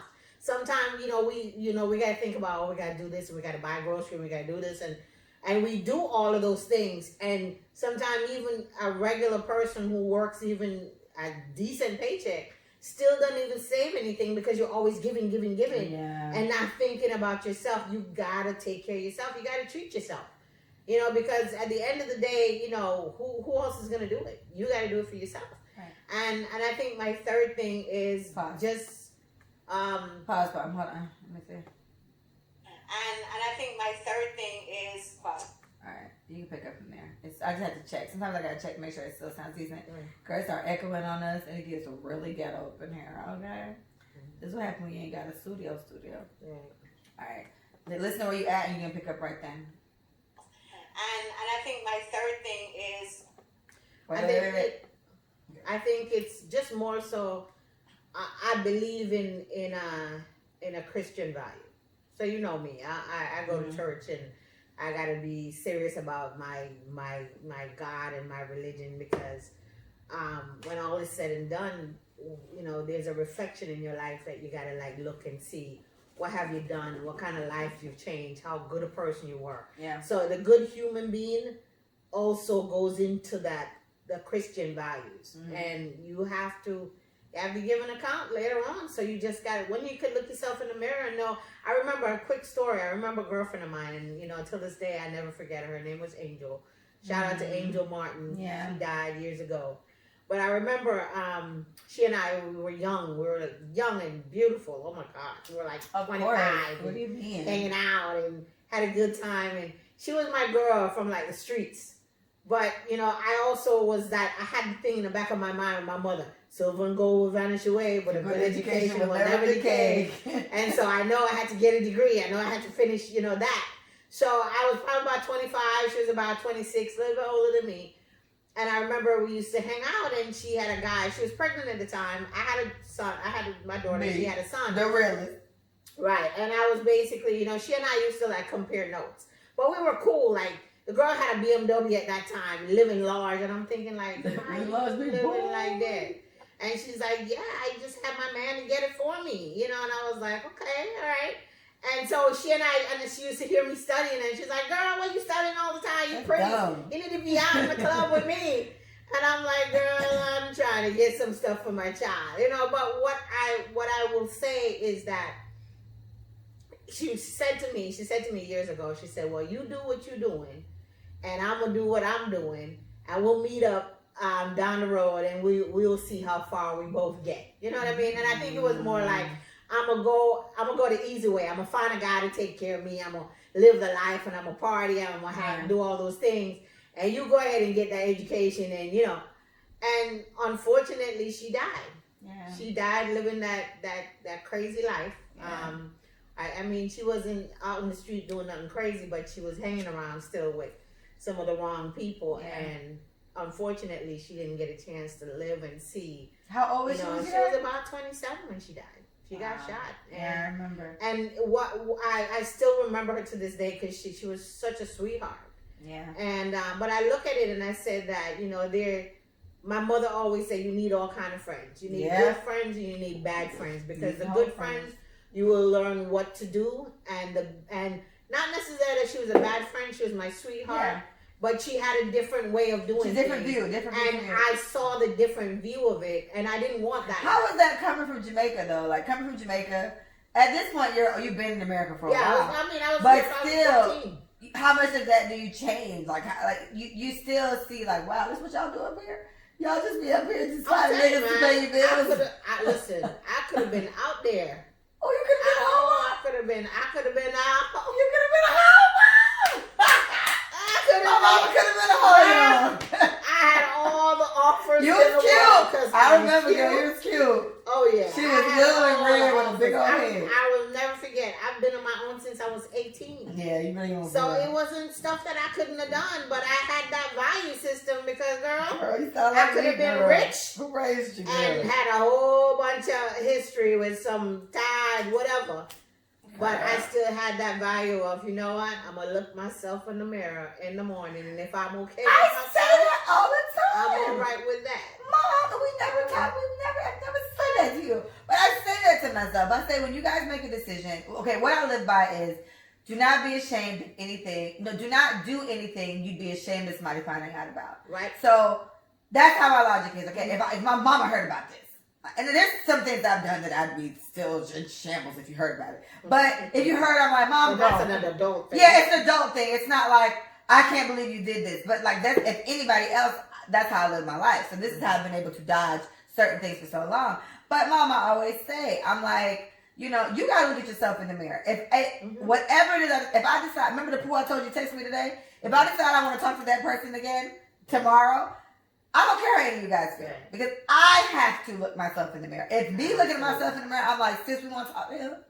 Sis, we want to talk to him. We're going to do it. Me and sis in the mirror are going to do it. I think that's very important. If you eventually process that. But I don't think enough people do that. They maybe just skip the whole looking themselves in the mirror and the shame part. And just say, I got to do what I got to do. It is what it is. But that's why some people, though, can live with that. And some can't. I guess. Some of them regret But that. how are they living with it, though? I mean, they're living with it. You're right. I remember, I never forgot. I remember I was 18. I was on my own. I had an apartment, 2-bedroom apartment. And I remember I had to walk I was working at the mall as a retail. And I was walking down the street. I would never forgot this white man. Girl, you in talking a about the convertible. I don't know if it was an expensive car. I don't know if it was a Corvette at the time. Probably or a if Corvette. That's all it was. It was a red Corvette. Who knows? And the guy started I'm walking, and I'm sensing that the human trafficking person is following me, right? So I turned around, I'm like, hey, what's up? And he was like, was your Jamaican accent strong still at that time? It was strong. You sound exotic. He like that. Yeah, when he looked around, I was a cute girl. Yeah, you sound like you off somebody's like, island. she was like, you're beautiful. And I said, thank you. I'm Jamaican. But I was straight up like, thank you. Thanks, Anne. And I kept going. Can I assist you? And he went around and came back. And he was like, I work for, I own an agency. I own a modeling agency. And the guy didn't look at me and tell me that he modeled girls with the top off. I looked at him and I said, look, you got the wrong chick. Keep going. And he was like, okay. But I'm just saying that to say, if I was one of them naive little dumb girl or whatever, because the guy was following me and I ended up having to walk past my apartment because I got nervous. I'm like, this man going to... I almost didn't make it, y'all. I almost didn't make it. And so, I did that. And then I worked with these millionaires. I worked with football players and athletes for years. She was a business manager. I was a personal finance manager for several NFL players. Yeah, NFL players. 1 or 2 basketball players. But I'm basically saying I tried my best to not mix the business with the pleasure part because it was like, you're going to see these people again. I never forgot. I remember Michigan State. They see her now. They be like, oh my God. I was East Lansing, and I had this guy. He was so beautiful. I was crazy about this guy. I forgot his name. We don't have the same title. His name was Dixon Edwards. Shout out to Dixon Edwards. I'm a Google it. I bet he ugly now. I bet he look like a cow. But I remember they were having a party at Michigan State, and they had like these dorm parties or whatever. Yeah. And I saw him at a party. And I thought this guy was just the finest man in the world. And at the time, you could see he kind of checked me a little bit too. And I was like, nope, I'm going home. Because he probably gets so many girls. He got so many girls. That's such a turn off to me. It was fine. Yeah. But I'm saying that to say that I said hi to him at the party. And I left and I went home because while he saw me and he might have digged me or whatever, I was making sure you're a football player. Ain't no way you gonna be calling my name. Ever. And they got mixed up on blame. No, and I will not lie to you. Years later, when I was working with one of my boys, Charles, and I went to the Super Bowl. I think it was in San Diego. And why you ain't got that job now? When I'm old enough to do stuff. I walked in the elevator, and who came in the elevator with Dixon Edwards. And I looked at that, and I'm like, can you believe that if it was like 20-something odd years ago, this dude thought I was... He would have literally said, oh, that's that little hoe. Oh, yeah. I had her. one of them. Oh, yeah, So that's a little hard. trust and believe, man. Knock Your value means so much that I know for sure. I could walk any day and I could see any of these boys, and all they do was have much respect for me. Plain and simple. So I'm basically You saying sound that like me, a too. lot of women Sound like maybe me. never even had themselves in that situation. But if it's one thing you gotta do, your character speaks a lot. Well, I'll tell you this, and this has to be a different episode because I can't wait to have that. We gotta do it with Micah because you're gonna learn the world now. But unfortunately, I wouldn't even say unfortunately. While I still feel that way, I feel like you do. Those things have changed a lot with women these days, but it's not even on a disrespectful level.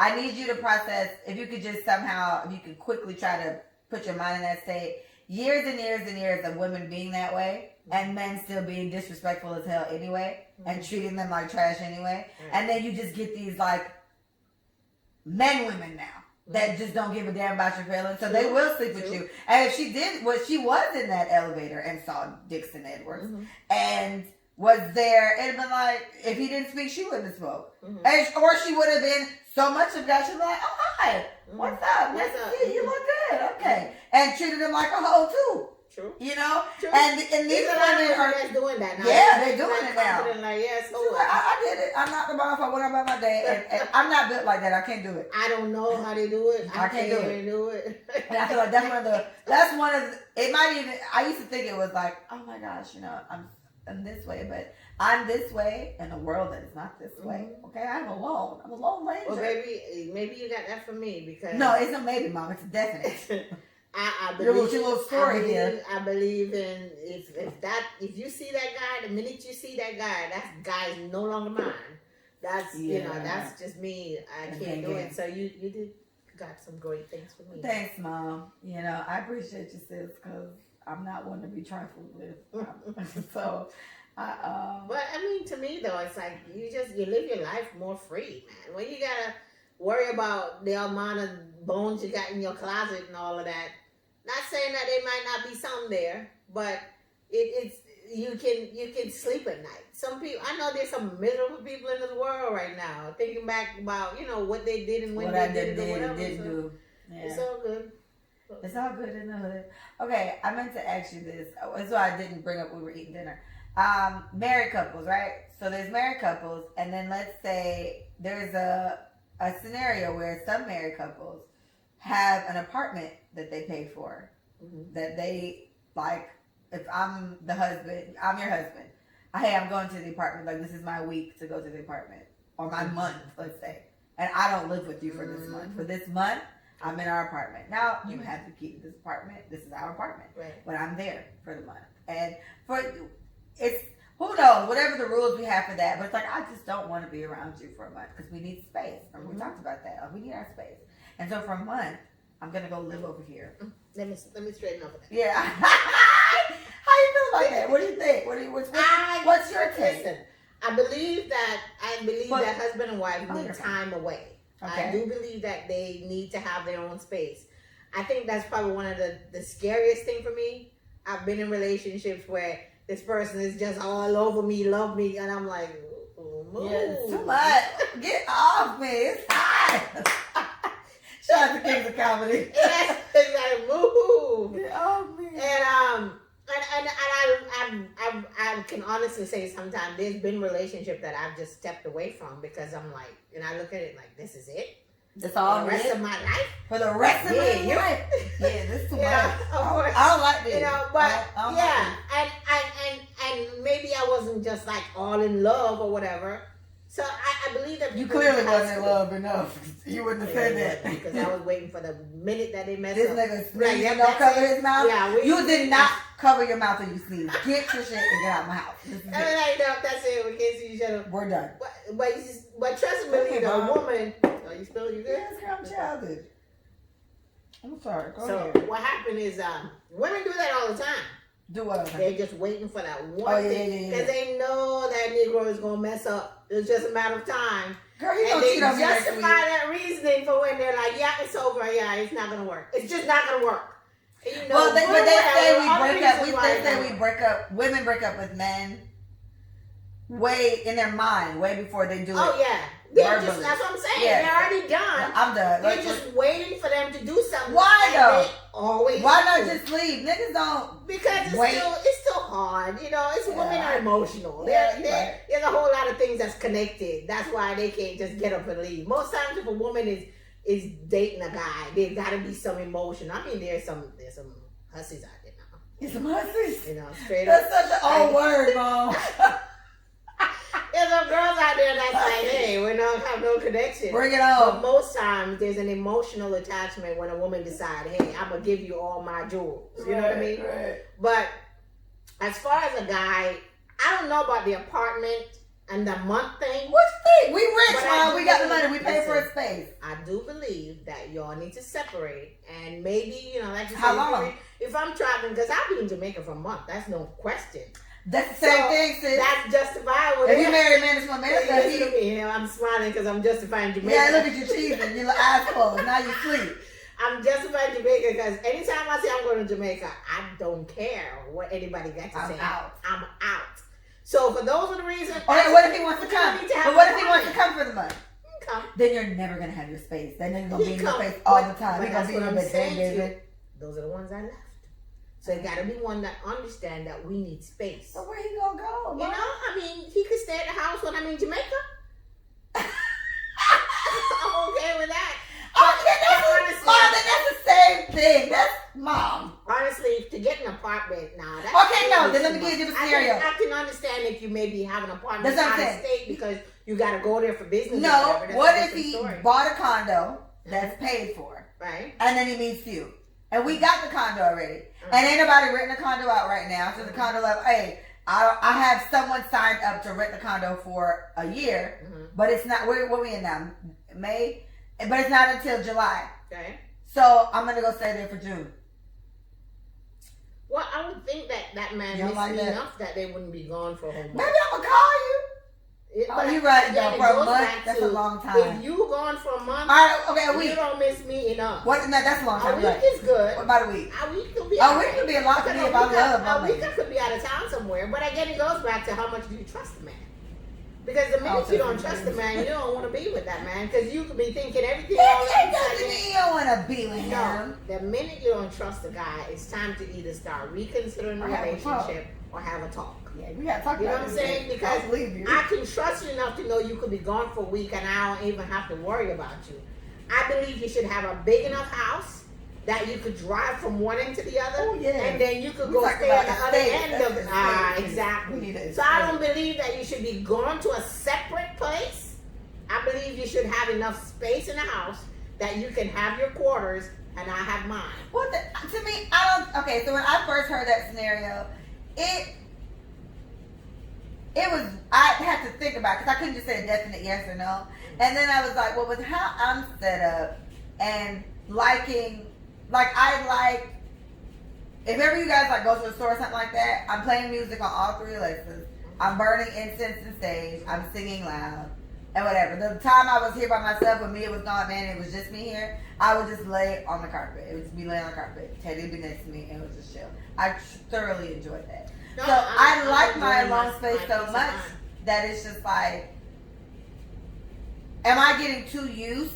Like this is the Yeah, longest it's I've really- been single almost. Sure. Bless you. This is the true one. This is the longest I've been single almost in a long time. Now I feel like, and this is a weird time to be so single because I'm changing a little bit. So it's like, what am I changing into? And it's like, am I not gonna want a nigga at all? Because like now I gotta get used to his weird habits and him wanting to be up under me all the see, time. But that's really still. I mean, I believe that somebody should be with somebody else. I believe God made us to be, you know, Yeah. to be One and together. two. But I do believe, I believe that there's a little space that needs to be still. Mm-hmm. And I still mean, it's kind of like you have to love yourself and be fulfilled in your own self, Right. really still, before you even get somebody Right, else. because a couple people say that I shouldn't be looking for you To for you for my happiness. Yeah, some people I like, need to you be completely happy. no, you should be complete. Yeah, I need to be happy. Yeah, and you just you're like an addition to you it. add You're to not- it, exactly. And I even saw that in Michelle Obama. I've seen Michelle it. was Yeah, she yeah, had last to- night. She had to be self-sufficient on her own, but you still have to step up. You all got to be meeting somewhere. You got to be competitive. Yeah. Because if you're all the way down here being self-sufficient and I'm all the way up here being self-sufficient, I'm gonna find somebody else up here with Yeah, me it just to doesn't be match. self-sufficient. It It just doesn't doesn't work. Yeah. I mean, I can understand how you could love somebody because God knows I have taken care of a man and made sure that they had everything they want and let them and pull them up. By their And then bootstraps. they come up to the bootstrap and go on about their business. So you can do what you can do still. However, I believe that you have to love yourself before you can love somebody else. And loving yourself meaning sometimes you need your space. You want to be with you. Yeah. You want to be with you. So, but the moving into another apartment, I don't know if I trust all of that. You ain't Because really there's not a whole moving. lot of men you can just trust to go do that. Yeah. But then that's the point. It's like, shouldn't you be able to trust your husband? But that's what I'm saying. Yes, when you trust them, yes. But a month, you should be missing my ass. I'm serious. You should not want to be away from me for a month. No, you supposed to love me then. Yeah, But- you but should not be not- enough to want to be Yeah, around me. a month is a long month is time. too much. I could see you taking a week off, go do something. But think about But I this. could see you taking a week to be out of town somewhere. And I'm going to trust you that we're going to talk on the phone.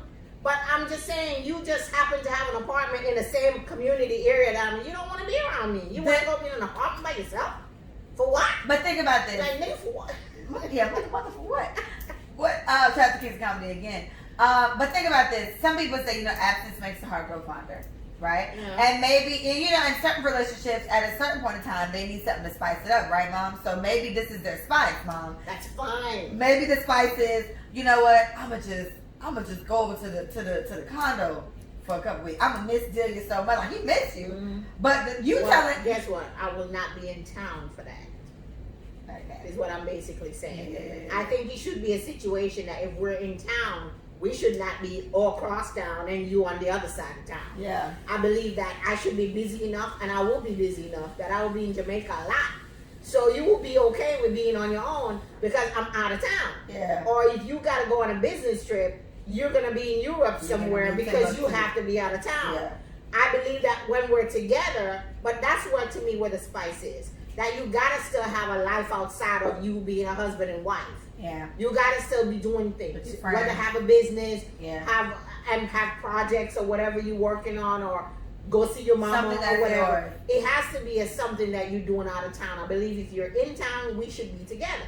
So I believe that when you have other things that occupy your life, that's when it's justifiable when you be apart. Because You essentially shouldn't that's what be you apart signed up when for. you're in an apartment and you over there on the other side of town. in another Because apartment. essentially that's what you signed up for. You signed up for together forever. Exactly. But okay, so let's say we have it and it's like it's just a weekend. And this is my weekend. We all Weekend is cool. Yeah. Because I This don't is go my, somewhere with my girlfriends on a weekend. right, this is my weekend to be at the condo. Okay, cool. And then 4 months. That's And those are justifiable. to me that's like Yeah, we that's have a justifiable. schedule. Because Yeah. it could be like, listen, me and my boys, we're going to hang out there for the weekend. It's fine because me and my girlfriends could go hang out somewhere on the weekend. Keep in mind, there's not a whole lot of men that's going to allow you to be gone with your girlfriend I'm on sure a he weekend wouldn't. somewhere. I'm sure he And what's wouldn't. good for the goose is good for the gander. Hello. So you're going to have a conversation where you equally on that understanding thing. Most times, most guys ain't going for that. Yeah, they're not. Especially if you're in town. Why you in town? I'm by myself. So I can understand you say, listen, I'm gonna go hang out with my girls at a condo for the weekend. Okay, I'm gonna have my boys hang by the house. And I see you later, baby. That's cute. That's cute. holler. I holler. So you have a couple days, you missing each other, you texting all the time. Hey, Yeah. my Hey, little babe, skirt. I don't want to be here. Me neither. Yeah. Okay. Those are great things. I believe you should have a spicy life like that. Yeah. I believe you should meet me in Europe. I'm all for like That's a little cute. a week, You getaway, forward. girl. Yeah. Yeah. So those things are what spice up a life. You not wanting to be around me because you need some break. You got time. That ain't gonna work because there's something wrong there. So then here's what I'm gonna say. With the thing you sent me the other day, I feel like I'm that person, and this is why I don't need a man right now because I just feel like I don't trust none of these niggas. I'm tired of all these niggas. I feel like I give the very best foot I still forward. to this day I just don't believe want that nobody. you just hanging with the wrong set of niggas. But it's not, I don't even hang with niggas. That's not the I point. know. I don't be hanging with But nobody. I'm just saying you might have to change the circle of people you're around. That's okay. So to give you guys If the you see them backstory on too that. often, Yeah, You gotta my switch mom up your feels like, location. which makes sense. My mom just feels like my surroundings. I'm not in the surroundings that are conducive to me finding a man on my standard at my level, Nope. whatever that I would like and want to be with. Absolutely not. Right. And while I agree with her, because you guys gotta understand, my dating life, I mentioned it. I did literally dated 2 guys for 8 years. Like, it was my daughter's dad and my most recent ex that I dated when I was in high school. So I don't have a lot of experience dating, right? So true. Now all I'm kind of getting are probably guys that have always liked me, and it's like, oh, she's finally single, which I don't pay attention to. But it's not even that. In dating the people that I've known for so long, I guess I'm just a little discouraged when it comes to why even deal with this. Like, you niggas are relentless with the lies. I've talked in many episodes about, to me, feeling like a very strong sense of black men, and I'm going on them particularly, black men just being so disrespectful to black women for whatever the case may be. And this may not be your generation situation, but see, for you in your generation, it may be some. I'm telling you, in our generation, it's ridiculous. Okay. It's literally on some, I got this hoe, I got that hoe, oh, I done slept with this hoe and her best friend, I done got that hoe and her sister. It's niggas out here sleeping But with then girls it goes and their mamas and they don't But it still know. goes back to them same chick. That Agreed. didn't have that human being, Agreed. that good human being. in But there. that's what I'm saying. Because they're supposed to know. What's confetti? Oh, yeah, girl. they're supposed to know that you can't be sleeping with your girlfriend's best friend, man. Right. You can't do it. But even if that wasn't the case, let's say me and you don't know each other and somehow we slept with the same guy. His logic is I just had 2 hoes last weekend. I can understand that. You're not Yeah, knowing the but person. that's what I'm saying. To me, it kind of goes in that case is when I blame the guy. It's like, as a black man, where did you guys lose this sense of black women are special and they're particular, we're supposed to protect them, but make sure they're okay? They are probably more threatening to us than anybody else because they just literally get us in the worst situations.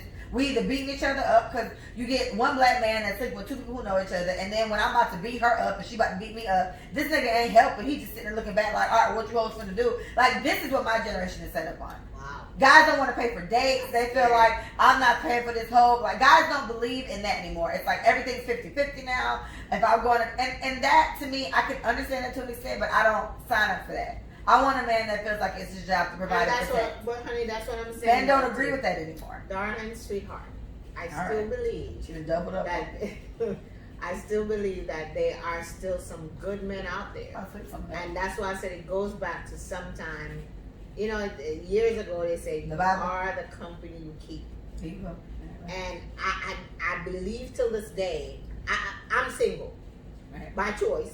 I know. But- I know, girl. but- Call them. But at the end of the day, I know that if there's a certain quality in a person I'm looking for, there's a certain group I'm not going to hang around. At the end of the day, I really can't say that all these young men are just that horrible, but that's the They're trash. experience you've They're had. trash. You know what I mean? Again, it goes back to me, you have to change the circle of people you're hanging around with. And that's my opinion. Like I said, if I am in a certain group that I keep bumping into, it's like I used to remember when I was 18, but before that, I lived in Michigan, and I just always like everybody seemed to be having fun at the club, and I want to go to the club, you know, everybody having Let's fun go at to the the club, club. but I couldn't go. I remember I was like confined in a situation. You had or a whatever. situation. Yeah. Right. So I mean, like everybody seemed to be having fun, but me. When I was on my own, and I was 18. I decided. Somebody on my line said, "Preach, mamas." Let me go to the club. I want to go to the club. I went to the club. I'm like, this is it. Girl, I wasn't missing nothing. No. But I was I don't so even go to the mad club that now. I was missing the club. And it goes back to like you go into these clubs and you see the same group. When I used to hang around these same football players, they all got money, but they're still a bunch of kids. It was no different what you're talking about. They sleep with 3 or 4 different, you know what? I used to make the reservation for some of these girls. And where Mom, they used you're to go. well, this is your job. I say you are facilitating. I It was your job. was my client. Yeah, you had no And choice. so I had to do what I had to do because I knew everything that about whole their thing? life. But then it goes back to why I would never date them because I know what you do. So I'm basically saying that there were some that did that. But at the end of the day, whether you were rich with money or you poor, if you're just a cheat, you're just gonna be a cheat no matter what level of life you are. And so it goes back to once you love yourself though, I believe that in time you will find that right person. And that person, and I always say to myself, God is just preparing you for the person that's gonna meet you right where you at, baby. I can believe that. Because I believe that these little trifling dudes, there's a word I don't say. Mother lovers. It's sad, and you know, and I'll be honest with you, I blame their mama. Yes, I blame their mama. The one that takes me to bed, I blame his mama. It's just such a. That's why I say you need to raise good human beings. It goes back to all these. Since I'm here, let me say something. Oh, you better talk to these mamas that is babying these grown ass men. It's not need to stop it. I worry for my child. And even these little boys now, they can't even do nothing for themselves because these mamas are doing it for them. You need to stop it. And I know you can love your kid, but you're messing them up for the other woman that's coming down the road. All these, baby, can I do this? Baby, you want to live with me? Baby, you want to cook for me? Listen, tell that boy to grow up and teach him some responsibility. Come on. It annoys the heck out of me because I see these grown ass baby mama boys. And you talking about dudes in their 50s or 40s, exactly. 40s, 50s, 60s. 40, 50s. I'm talking about niggas in their 30s that are this way. And my mouth, the way now. It's so much worried about the future of now. my child and my grandchildren. I worry about Leanna and Mia because you ain't got to worry about me. I am not having it. Get your ass out my house. I'm not dealing with it. Like, it's so disgusting. And it's just like, y'all are just so comfortable with this low standard of treating people. And why I go back to the men where I guess I've let the men have it a couple times on the podcast is because it's just like, as a woman like me, right? I've given you credit many times on the podcast on some, I'm the woman I am today because my mom always taught me to be independent, make sure I can take care of myself. I am self-sustainable, like I can take care of myself.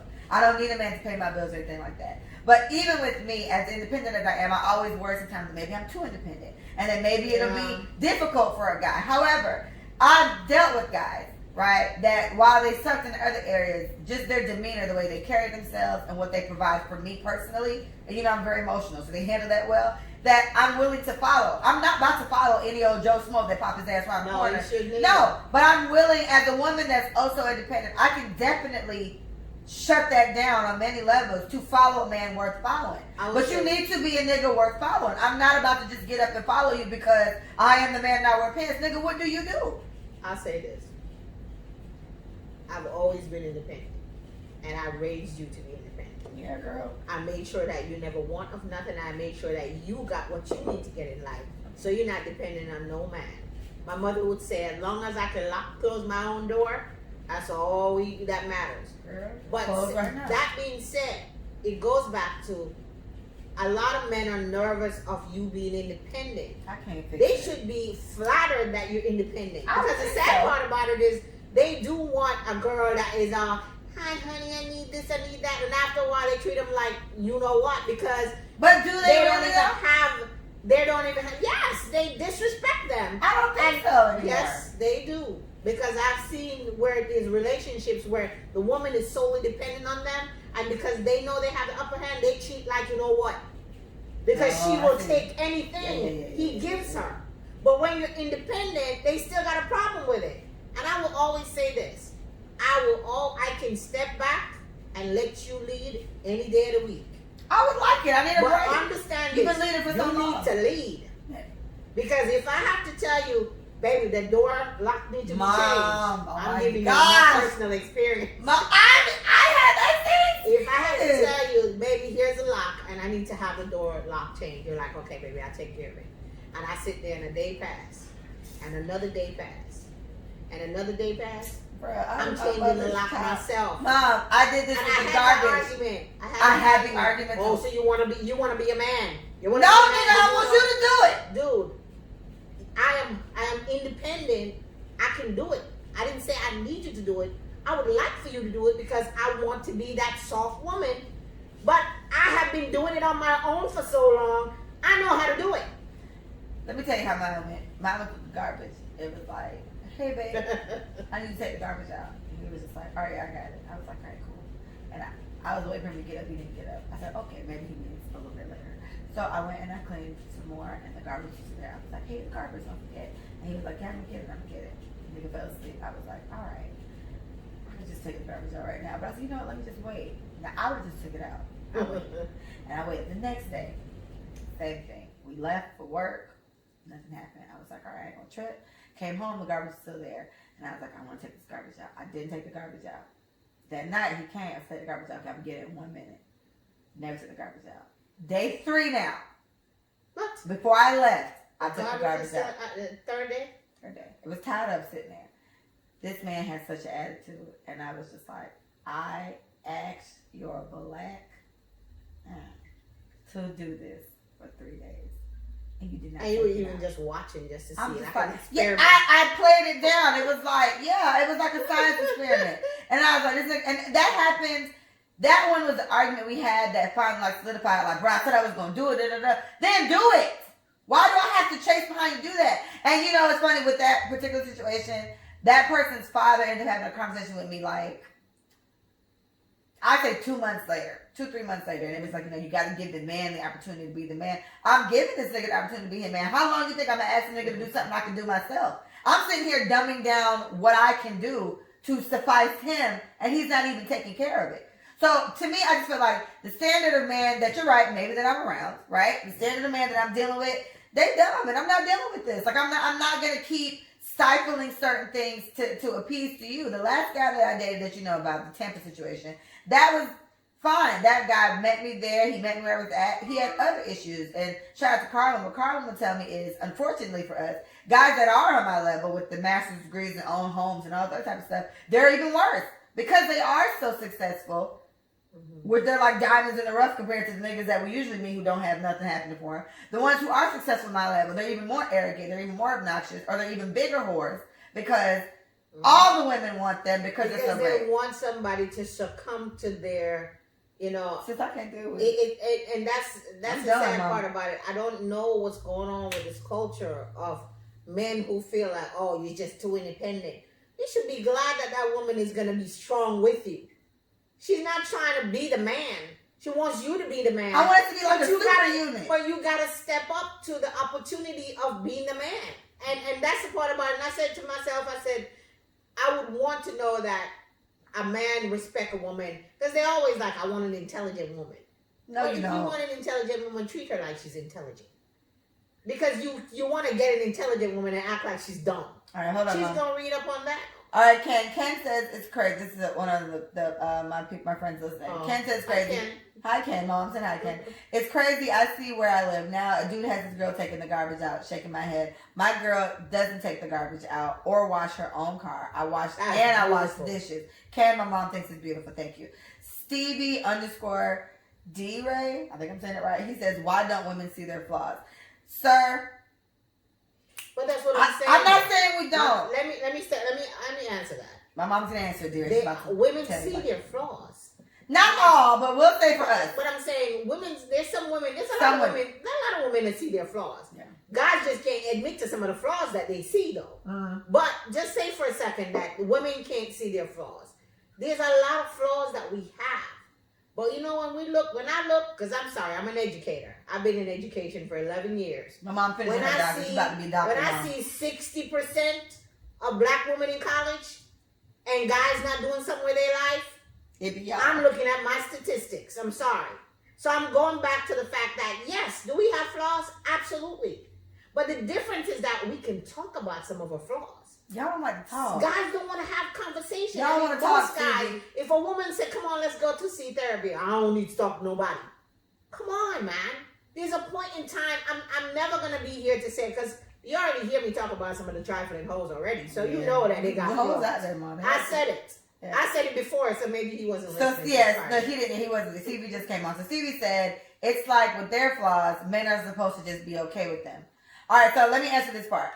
Stevie, I would say this. I'm not saying anybody is supposed to just be okay with anything. Now, you be okay with us or us be okay with you. However, communication is the key. Men typically don't like to talk certain things out. Typically, you guys are stereotypically not the communicators, right? It's stereotypically us.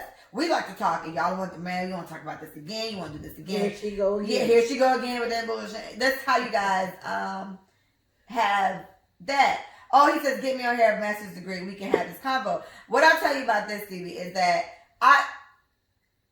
in dealing with the guy who also had the master's degree with me, and we own homes and all that type of stuff together, his issue was just asshole stuff, to be honest. Like this is the guy I talked about in the podcast for. You probably weren't on these, but he ghosted me. Like, me and him were doing really well. Everything was perfect. He just disappeared.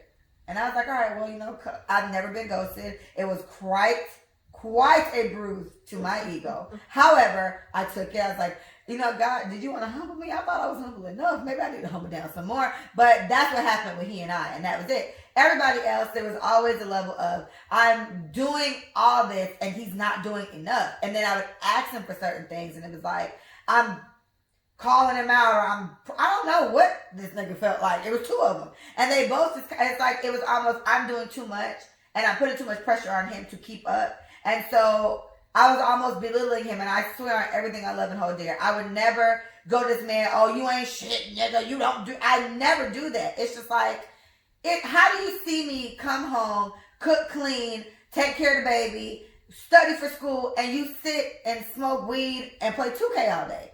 Like, how do you see that? Right.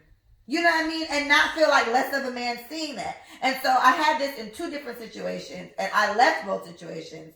So it goes back to experience, because even Mr. Master's degree might have a different view on things. He might have a situation where somebody hurt him. Oh, Mom, listen to this. This is really good. He said, we are trained to be okay with your flaws, which I think is very true. We are trained to be okay with your flaws, and we are trained to walk on eggshells. No real dude is going to deal with it. I've written a book on us. Okay, he came and said, I would love to see all this. But that is true. Men are kind of trained to deal with our flaws. Like, let's say I'm fat, right? Like, I'm overweight and I'm nervous, but you are trained to deal with the fact that I'm very emotional and I'm going to cry if you tell me that. So you can't tell me that. I hear that argument. You're so emotional. Yeah, that's right. I am emotional. He got a point. You're right. Men are kind of trained to deal with our flaws. True. But it depends on what the flaw is. But my question is that, though, the operative word is deal with it. So he said real men ain't going to deal with it. So that's what I'm saying. But my question is that real man is not going to deal with it fine. But when they do have the real woman that doesn't have those issues, there have been situations where it still mess up. So I guess in the case where they are the 1 and 2 relationships that last forever or work out itself because they're both meeting each other here, I just believe that it's experiences. His experience might be different from my experience. My experience might be different from someone else's experience. But the part that I will say, there's too many women that is out there single that seem to just have this problem with just finding that guy. You know what I mean? And I don't want to knock anybody. Like I always said, like I told you before, there are good men out there. That might be Mr. Masters right there. Right, Stevie seems like a nice guy. He seems like a nice guy. And you know what? I have actually seen relationship where a woman hurt a guy so bad that he's messed up for the other women that's down the road. So, it happens like that before too. I just believe that there's a point in time where we need to communicate, man. Well, he's saying that's what we're told to think. We're told what to think. We live in matriarchal systems. Right. So it's true, right? Because it is kind of like that. If we go all the way back, women are need to school some of these chicks. But that's what I'm saying. He needs to school some of these and guys. So Stevie, Stevie, there's a whole lot of guys. So Stevie, unfortunately, I agree with my mom, Stevie. Unfortunately, you are. I'm agreeing with a lot of what you're saying, but you need to process the fact that you are slightly different from your other male counterparts. Yeah. Your homeboys are assholes, and you got to just kind of process that. Maybe he needs to have a meeting with them. Yeah, you need to talk to them, right? Because they're making Stevie, you look bad. Yeah. Here go my mom. Now she's trying to hook us up. I said right to my daughter.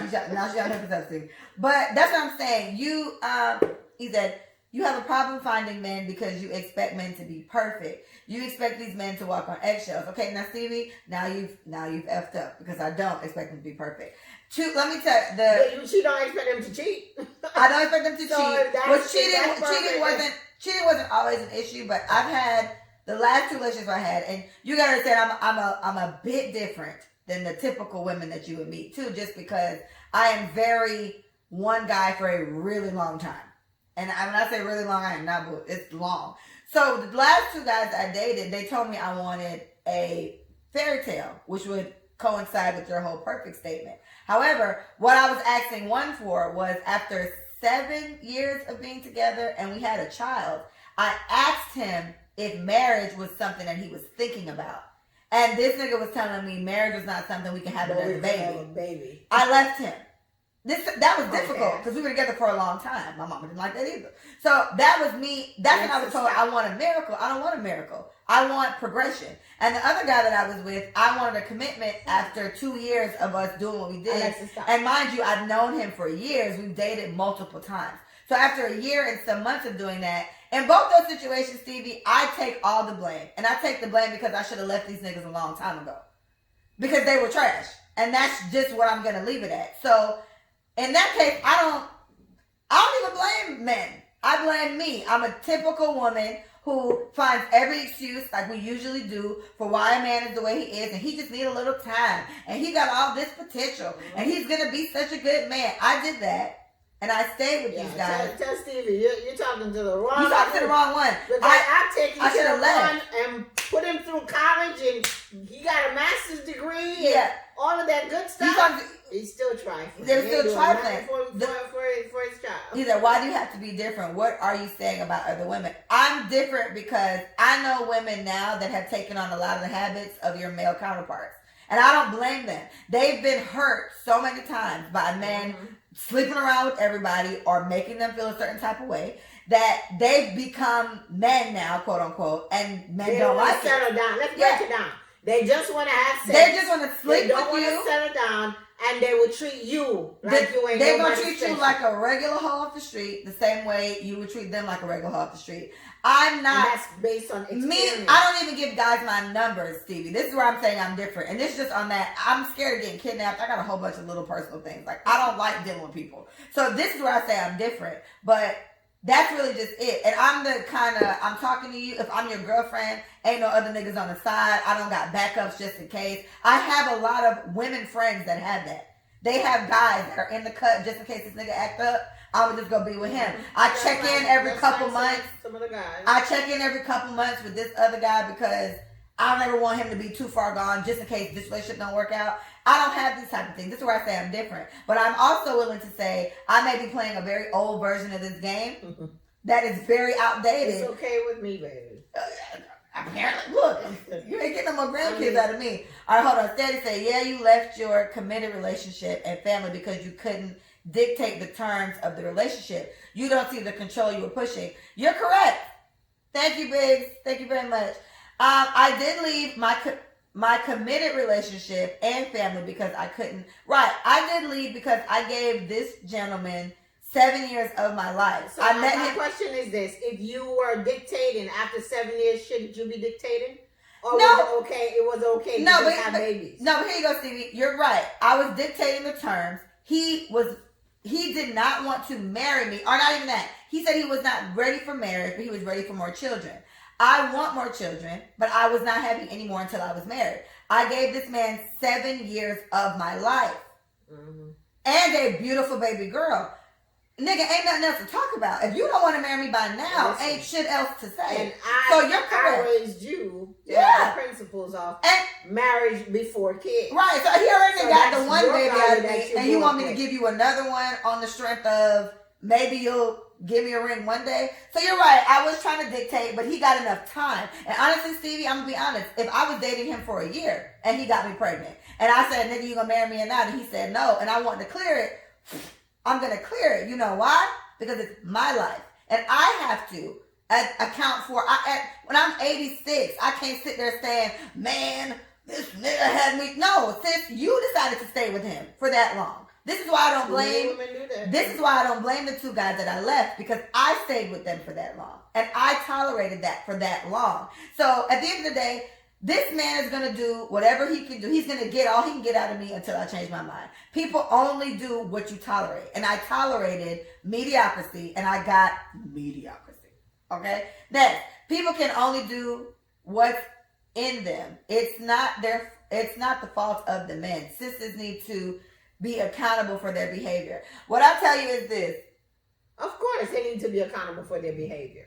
But the issue for me is that it depends on who you're dealing with. Yeah, it depends on who There's you're a whole dealing with. lot of women that are being accountable for their behavior right now. And they don't believe in dealing with any trifling man. And then there's other women that are willing to meet a man halfway. Some women are just asking for you to just put 50 because they're willing to put the other 50 and meet you halfway. And that is not normal. The trend is that a man takes care of the household. That's what they But say. even women, some women are willing to do. do that, and you still can't even.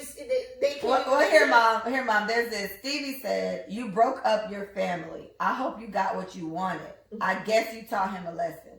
I'm coming, Ken. Hold on. What I say about this? Oh, and then he said on that. What about the life of your child? Did you factor in what was best interest of your child when you did so it was this? okay to just stay single? No. And just have more babies? No, here's this. Steve is going a different. No, but okay. So Stevie, I'm gonna say this first before I answer the rest of this. Stevie, I was really on your side for a while, and you've lost me. I liked Stevie in the beginning because Stevie was getting me. But Stevie, here's the thing. I broke up my family, but this wasn't a perfect situation. The person that I broke up with cheated on me multiple times. I believe you. I believe you're being completely honest. They cheated on me multiple times, even in this situation now at the age of 30. Because of this man, I still have a girl about 5 years younger than me trying to fight me every time I see her. This is the most ghetto ass situation I've ever dealt with in my life. Yep. I left that situation because I deserved better in that situation. I stayed in that relationship for a long time because of this same child that you're talking about. However, in that same relationship, me and this gentleman argued all the time. And guess who saw that? This same child. She saw me cussing his ass out. She saw him punching walls because he was aggravated. She saw a lot of dysfunction in that same situation.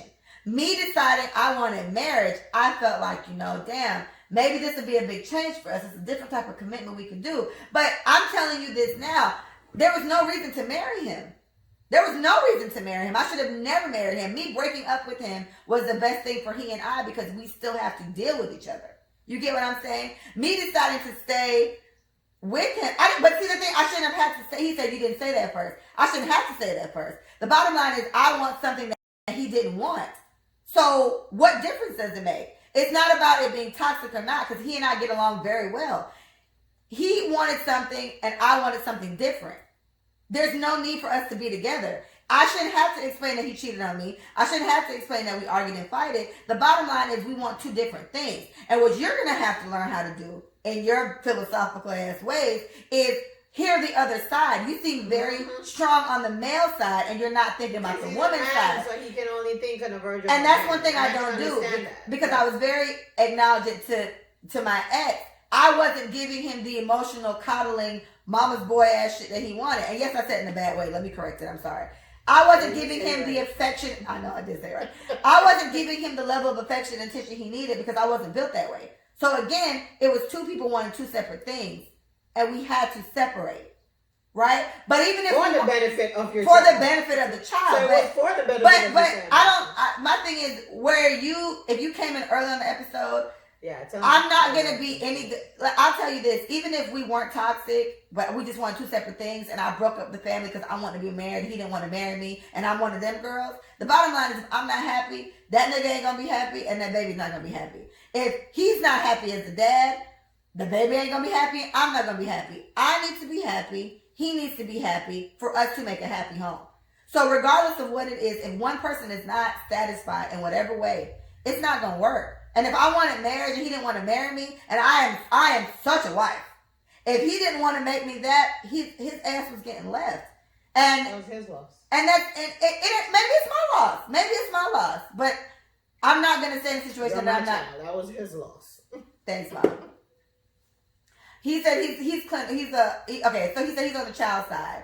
That's why I mentioned that stuff. I hear you, but it's not just about the kid because you got to also have miserable people living together. Yes, two miserable people trying to make it work for the kid. That shit ain't okay. Yeah, because that child grew up with all kind of trauma, man. You know how many people living together because of a child and the children know that they're miserable, they're arguing and fighting every day? When you sacrifice for what's in the best interest of the child. But that's what I'm saying. Certain things can be sacrificed. Like me not buying a purse because I gotta feed my Sound like kid. he's Seventh-day Adventist. That he might be. That's a healthy sacrifice. Me staying with a man that doesn't want to give me what I need as a woman, that's not a healthy sacrifice for my child.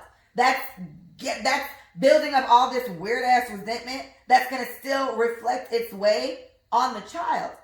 And if you are really like on the child side, you need to process these type of things. It's not just about that. I'll be honest with you, if you're on the child side, a marriage would be actually the good thing for the child. True. Being together. It's harder to break up when you you're should be married. talking about a child. You should be marrying first and then having the child. So since the child is here, it is for the benefit of the child, but it's about having a relationship. Now we talk about people don't have to be miserable. People can be mature. People don't have to argue. That's what I'm saying. Go on, because what lost it me, is now, Stevie. the maturity now is knowing that you have separated the relationship because it was a toxic relationship. Yeah. It was about not being happy in a certain situation, and now you all are better friends now that you're not together. Yeah. Well, I mean, we're he's on a different level. But what I don't want to be missed in this whole point is it doesn't have to be us arguing and him cheating on me and all this other type of stuff. If we want two different things, because here's the thing: one day my kid's 7, she's about to be 8. One day she's gonna be a teenager and an adult, and she's gonna go on about her business. And I'm gonna have to still live a life at some point. I am an amazing mother. Shout out to all the moms on Mother's Day, and my kid comes before everything. But if my mental health is effed up, I'm going to be a trash ass mom to my kid. And that is what you need to make sure you check. And whatever it is you do professionally, you need to make sure the parents that are taking care of these kids are where they need to be. Because all this sacrifice and this shit you're talking about, it sounds good, but are they okay? Because the descendants that we're getting now are some nightmares. These kids, but and bigger thing is too, these dysfunctional parents that's toughing stuff out like you saying, and you broke up your family, I hope you got what you wanted, all this shit you're talking about. People who stay in these situations, they probably sit there and argue and fight all day. And I don't know if you watch the type of shows I watch, but a lot of kids right now, our generation or younger generation of kids, are killing themselves off the dumbest shit, if you ask me. But this is how they're built. And it could be because the parents doing what you're suggesting, toughing it out because it's for the benefit of the kid. No, my kid is going to be a way better adult for having a happy father and a happy mother that are not together cussing each other the hell out every other day. And I stand by that. You can pay me to take his ass back, but we get along very well. You get what I'm saying? What was the other person saying? I hope he This thing and this story ended. It'll come back up. I only had an hour.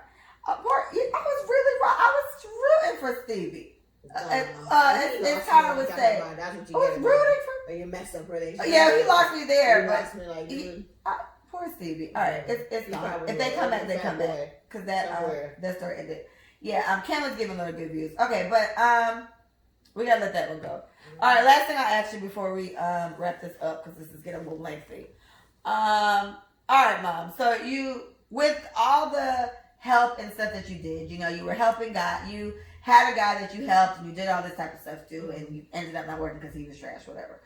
Has this hardened you in any type of way towards dating again or doing this again for a guy? Before you answer that, as your child on Mother's Day, you have built up this thing with me where I'm not taking care of no nigga. Like, I'm just not doing it. We need to equally do what we need to do. Like, this is where 50-50 doesn't sway me too much. He's supposed to be the man and taking care of the household. But you did a lot of extra care, and it aggravated me, and I did not like it as a youth, and I do not like it as an adult. And this is something that my ex always said to me. He was like, I know why. So even not to cut you, my honey, darling. So back to even what Stevie was saying. Stevie's back on. Shout out Stevie. There are women that will take care of their man. There are women that will do those things for their man and be that support and be that mental whatever they need. And it still doesn't work out the way you want it to work out. You know what I'm saying? Yeah. So while there are some women that say, no, I'm not doing that and a man needs to take care of me and there are women, there are good women out there that will still go down and pick up that man and take care of the bills and do all they got to do to get that guy where he's supposed to be, and it's still not enough. It Well, still doesn't Karen, work. You were saying. No, but you're right. It still doesn't work. It still doesn't work. So then what? But I'm saying, has doing that experience, has that hardened you from, like, would you do that again? Would you do that same way you did it with him? Would you do this again? It doesn't harden me at all that I couldn't With love another somebody man. else. It doesn't harden me at all that I wouldn't. I wouldn't. You really want to sit? Mom, we supposed to finish the shot, and you I'm- have to cheers. You have to cheers, Oh, Mom. cheers. Gosh. Table or whatever. Yes. You take a bigger gulp because I'm halfway down. Mom, that was so weak, Mom. So, All right. Anyway, what I was saying is that it does not harden my heart at all about anything. I will still be there and supportive to a man that I love. I gotta love him because if I gotta don't love him, brother, please. all right. Pause. Brother, please. I don't love you, brother. Because if I don't love him, brother, please. All right. Pause. Well, let's think about brother, please. brother, please. All right, let's stop you there. Hold on. This podcast is doing well. I gotta make sure I don't knock anything out. All right, brother, please. All right, go. And so I'm definitely all for love. I am 100% for love. I root for love 100% of the time.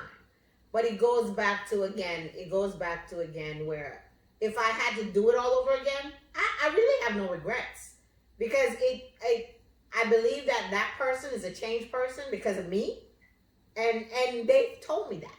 Yeah. So I feel like I've accomplished something, and in the relationship we have a beautiful daughter. So I believe that if I was the trifling whatever, he would have also remembered that as well. So I have no regrets being able to be there for my man and take care of my man or whatever. But a lot of women probably have a problem with that. Me. Yeah, you do. I don't like that. But I don't want that for you. Remember, what I want for me, I want even better for you. Yeah. So I still want you to have that knight in shining armor to come and sweep you up, with a sword. That's the whole. That's what I picture, baby. So I want all those great things for you. And should you settle? I don't believe you should settle. So like you said, if you're at a point where no, I'm not taking care of a guy, you shouldn't. Because again, I was raised in the church. I know the principles of a man is supposed to be the head of household. And I still believe that till this day. But I do believe that some need help. The only sad part about it, I don't even blame Stevie. I don't even blame Stevie for the way he's thinking. I blame Stevie. Stevie is out of control. I don't even blame Stevie for the way he's thinking. Because honestly, I still think it goes back to upbringing. I still believe that there's a crazy mama out there somewhere. Stevie, why I'm mad at Stevie is because Stevie claims he's out here like this is like his job to do this. You are ruining lives. You need to stop this shit. Like Stevie out here killing people. No, I mean it's all good. I mean, he needs to check. Stevie can have his opinion. You can't be so narrow-minded if you're really taking care of something like that. It goes back to what Stevie is used to. If Stevie, he worked with men, obviously. He's in a certain zone. That's all he's gonna do. So I believe that for me, I'm always willing to sit down and have a conversation and get the other opinion of what the man thinks. I'm not gonna be so narrow-minded that I'm setting my ways and this and that. I'm willing to open up a conversation, and that's the sad part that even Stevie and some of them won't have. They They won't even have a conversation. Stevie said, "Wow, I'm ruining life." I'm sorry, Stevie. Stevie, I'm sorry. Stevie Because I said, "Y'all ain't ruining lives." He's like, "Wow, I'm ruining lives." No, Stevie. I'm sorry. Stevie, I'm sorry. I always say one day we need to have like a panel. Yes, Ken said like that'd be a good one. We need to have a panel Ken, with because I'm sorry, Ken. I've been 20 dodging women you, and 20 men. 2 men. And really, even, you gotta be 5 and 5. a broad Let's opinion. start with 5 and 5. Get a broad opinion. But Ken said you have to read both books. You can't just read a book on men and a book on women. You gotta read both. And it's true. It's You true. because You do. you have to be open. And you know what always gets me? Like you always said, it's like his side, her side, and the truth. I never, and I learned this from the same ex I was just telling you about, Stevie. I've heard how he's talked to people about me, and I'm like, my nigga, you done slept with 17 hoes, and you still found a way to say that this is my fault. And I heard the way he explained it, and it sounded so good. And you know what I'm saying? So it's like, this. I get it. I will tell you this. I had a friend of mine. It was a guy. I dated the guy, right? Just briefly. It was one of them. Huh? Oh, before you tell me that, Mom. So Stevie said, I'm giving you my perspective on men. You said you want a man's opinion, then when you get it, you don't like it. Okay, Steve, it's two things. If you're saying that this is what a man would say, this is what you would say. Steve. It sounds like this is what you're saying, and you were combating me and telling me that I ruined my family and all that other type of stuff, which is fine. If that's Stevie's opinion. Yeah, that's what I'm saying. If it's your opinion, it's fine. He said the reason why you've never heard how men feel is because when we're honest, sisters get frustrated. I'm not frustrated. I'm telling you what the situation was, and at the end of the day, it all comes down to I agree with you. He didn't want to get married, and I left. So you're right. If that means I ruined it, my nigga, I ruined it. But I'm not dealing with the shit, and that was just the end of it. So you got to kind of get it there. This is how I feel like men handle things. We kind of come to them, and either way, we got to meet each other where we're at. So it just kind of is what it is. If I ruined my family because I didn't want to just go ahead and keep making babies, you can't say that. But no, but that's his opinion again. But here's the thing. I'm fine with this because again, I said what I said, I did what I did, and I felt how I felt. I was not having any more children until I was married. He did not want to marry me at the time. He wanted to make more kids. And so I did what I needed to do. I'm not going to say I'm right or I'm wrong. I'm going to say I did what was best for me. And you said you hope I got what I wanted. Yes. I'm not going to sleep next to somebody that I'm not happy with anymore. You get what I'm saying? So I get what you're saying, Stevie, and I don't want to knock your profession or what you do. I really appreciate the conversation. You did say I ruined it. You said I ruined my family. I hope you got what you wanted. Like you literally said that, Stevie. So you have to remember, though, you have to also get the background of what Stevie is and what Stevie does. Because everybody will have an opinion. Doesn't necessarily mean that it is the opinion. And here's what he said. He said when I do counseling, these are conversations that men have in private. So you're right. You agree there. That's what I'm saying. Stevie needs to have a conversation with women as well, because he seems to just getting the views of men, and he's taking it with him and making it Bible. Stevie said, I didn't say you ruined it. I said you broke it up. That's the same thing. No, it's the same thing, dude. Stop it. So understand this, because he's intelligent and so am I. No, he's good. It goes back to an understanding where if you're just getting the opinion of men, because I can only speak for a woman. I'm a woman.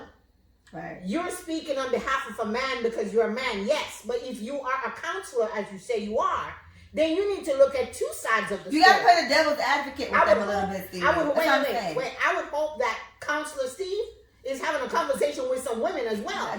Because the stuff that's coming out of Steve's mouth is only men. It sounds very men-heavy. It's a little one-sided, Stevie, counselor.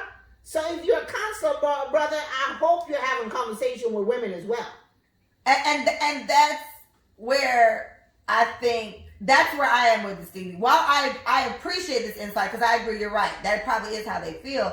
It's a situation where I hope in this conversation you're also combating the bit. Because here's my thing: if I didn't tell you about the cheating and all that type of point, you just jumped on the bandwagon of I broke up, ruined, because you said ruined. I broke up my family. I hope you got what you wanted. You didn't even. That didn't even sound like that doesn't sound like you being fair and even considering. That doesn't sound very official or certified or unbiased. It sounds very biased, and it sounds like, oh, here go another woman again, effing up something because she ain't get what she wanted. My nigga, that's not what that was, and that's what concerned me with it. I would never knock what you do, and this is like the best back and forth I've had on the live so far. So thank you very much, but. You do sound very biased. And this is what I'm saying, I hope if you do this professionally, then you need to kind of get that in check, because you can't just automatically disagree with everything this nigga say. If he coming to you, it is for you to play the devil's advocate and say, well, what if your woman feels this way? I would expect you to say, well, Lee, how did you feel? Do you feel like less of a woman because he didn't want to marry you? What if I was emotionally distraught and I was crying? Like, how do you know? And the evidence that Counselor Stevie had just pointed out, it was one-sided. So it goes back again. I understand that is his career and that's what he does. Oh gosh, Mom, Stevie. Yeah, Stevie. Stevie said, as men, let me say this. As men, we know how women feel. We grow up with women. We always hear what you think. I have an LCPC. All right, Stevie, I'm sorry. I gotta stop talking to you. No, you don't. No, Stevie, you need to go back. Stevie, you have to learn how to be unbiased. You are biased AF, and it is terrible. You do not know how women feel. I would never assume to know what a man is thinking. He knows how men feel. You know how men feel. You can't just assume. And you also can't assume every single woman feels the same. Me and my mama got different views on stuff. You can't just automatically say, I know how women feel in general. Okay. Like we just some shit you pick up in the store, my nigga. We not like a puzzle piece. We literally, we're all different. We're like snowflakes. Okay. Oh, Stevie, What we was talking about? I'm upset. Stevie, I'm going to pop you in your hand if I ever meet you. No, Stevie. Not okay. Ken even got his Ken like, nigga, you tripping. Ken even feel like you. Thanks, Ken. God damn, Stevie. All right. So, Mom, you do it again. Stevie over here messing y'all Yeah, up. Stevie, you got me frazzled on Mother's Day, Stevie. I'm somebody's mom. We're supposed to make me feel nice. This is not okay. All right. So, you would do it again. No, I would say I would do it again.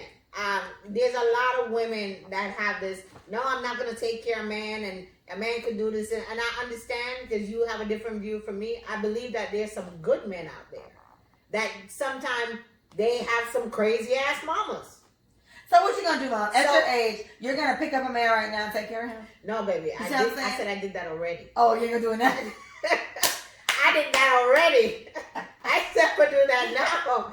I did that already. But if I'm in love with somebody, he has to have a whole lot of potential. I got no that more person potential. has to have a whole lot of potential. But I'm not saying that I would be I'm up here and I'm education administrator, and I'm not taking. No, I will take care of a guy. But again, like I said, he has to have a lot of qualities. And qualities don't necessarily mean like you got to go get a job making more money than me. And potential doesn't equate. Potential doesn't equate to success. Mm-hmm. Potential means a whole bunch of shoulda, coulda, woulda. So are you going to shoulda, coulda, and woulda? No. There has to be someone to make it now. You can't. We ain't talking about this is what I'm going to be when I grow up. And that's what I'm saying. If me at 30, I'm saying I don't want to deal with that anymore because that's all I've dealt with. Is a whole bunch of shoulda, coulda, wouldas. I feel like I'm not expecting a man to make $1 million to come take care of me, because if anything, Steve would probably agree with this. I'm not just looking for a nigga to come pay all my bills. No, as I've mentioned, I own my home. I hope you agree with that. Right, I'm sitting in my house. Like, I own my home. You're not picking me up off the street. I don't need you to pay my cell phone bill. I don't need $40. I'm not hungry. I ain't hungry. As you can see, I eat. I don't need any of this. I need a companion. I need to, when babe, I got 3 weeks from now, I got a weekend off. I want to go out of town. Let's go. All right, where you want to go? He ain't got to pay for all of it. Pay for your ass. That's how you want to do it. Like, if you want to spoil me, nigga, you pay for the whole thing. But I need someone that is where I'm at that can do what I want to do. I don't think at your age, Mom, you should be dealing with potential. Y'all are halfway through life. Why are we dealing with potential? Listen to why I'm saying potential. Potential has a whole lot of, there's a lot of asterisks. There's a lot of sub-menus. Yeah, it's provides us. Provides some Alright.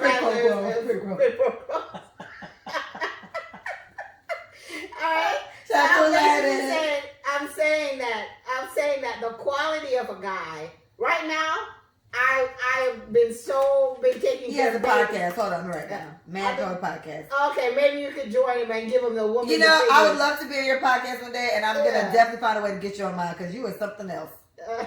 You are something else, sir. All right, go ahead, Mom. What I'm saying is that I feel like I've taken care of babies. You're 30 years old, honey. I got a 13-year-old. I have a little grandbaby. Shout out to Mia. She's soon coming downstairs. She's trying to do a podcast so bad. I've done all of that. I've taken care of Guy and all of that. When I say that I would still do some of the things that I've done even with my previous relationship, right. I was in love with that guy. Of course. I was in love with him till there's no tomorrow. That was the guy for me. So was I willing to do all those things? Yes. I'm at a level of maturity now where, I need somebody to take care of me. Right. Plain and simple. I'm not trying to take care of nobody. I need somebody to take care of me because I did that already. In the same respect, will I see a guy that may not be at the level where I'm at and still, see that there's some potential, but still know that you can still do your half? Understand? Then absolutely. I have no problem. I mean, to me, love is love. And I believe if you genuinely love somebody, you genuinely care enough about them to want to make sure that they're all right, make sure that, but it has to be reciprocated. And I believe that even though I will never knock that it was not reciprocated in the previous relationship, what I'm looking for now is it's a little different. And right now, I'm not even looking. So my eyes closed. I'm not even looking. But it's problem. Unfortunate. It's really, really sad it sucks, to know that there's quality women out there, educated women, that are willing to do anything for their man.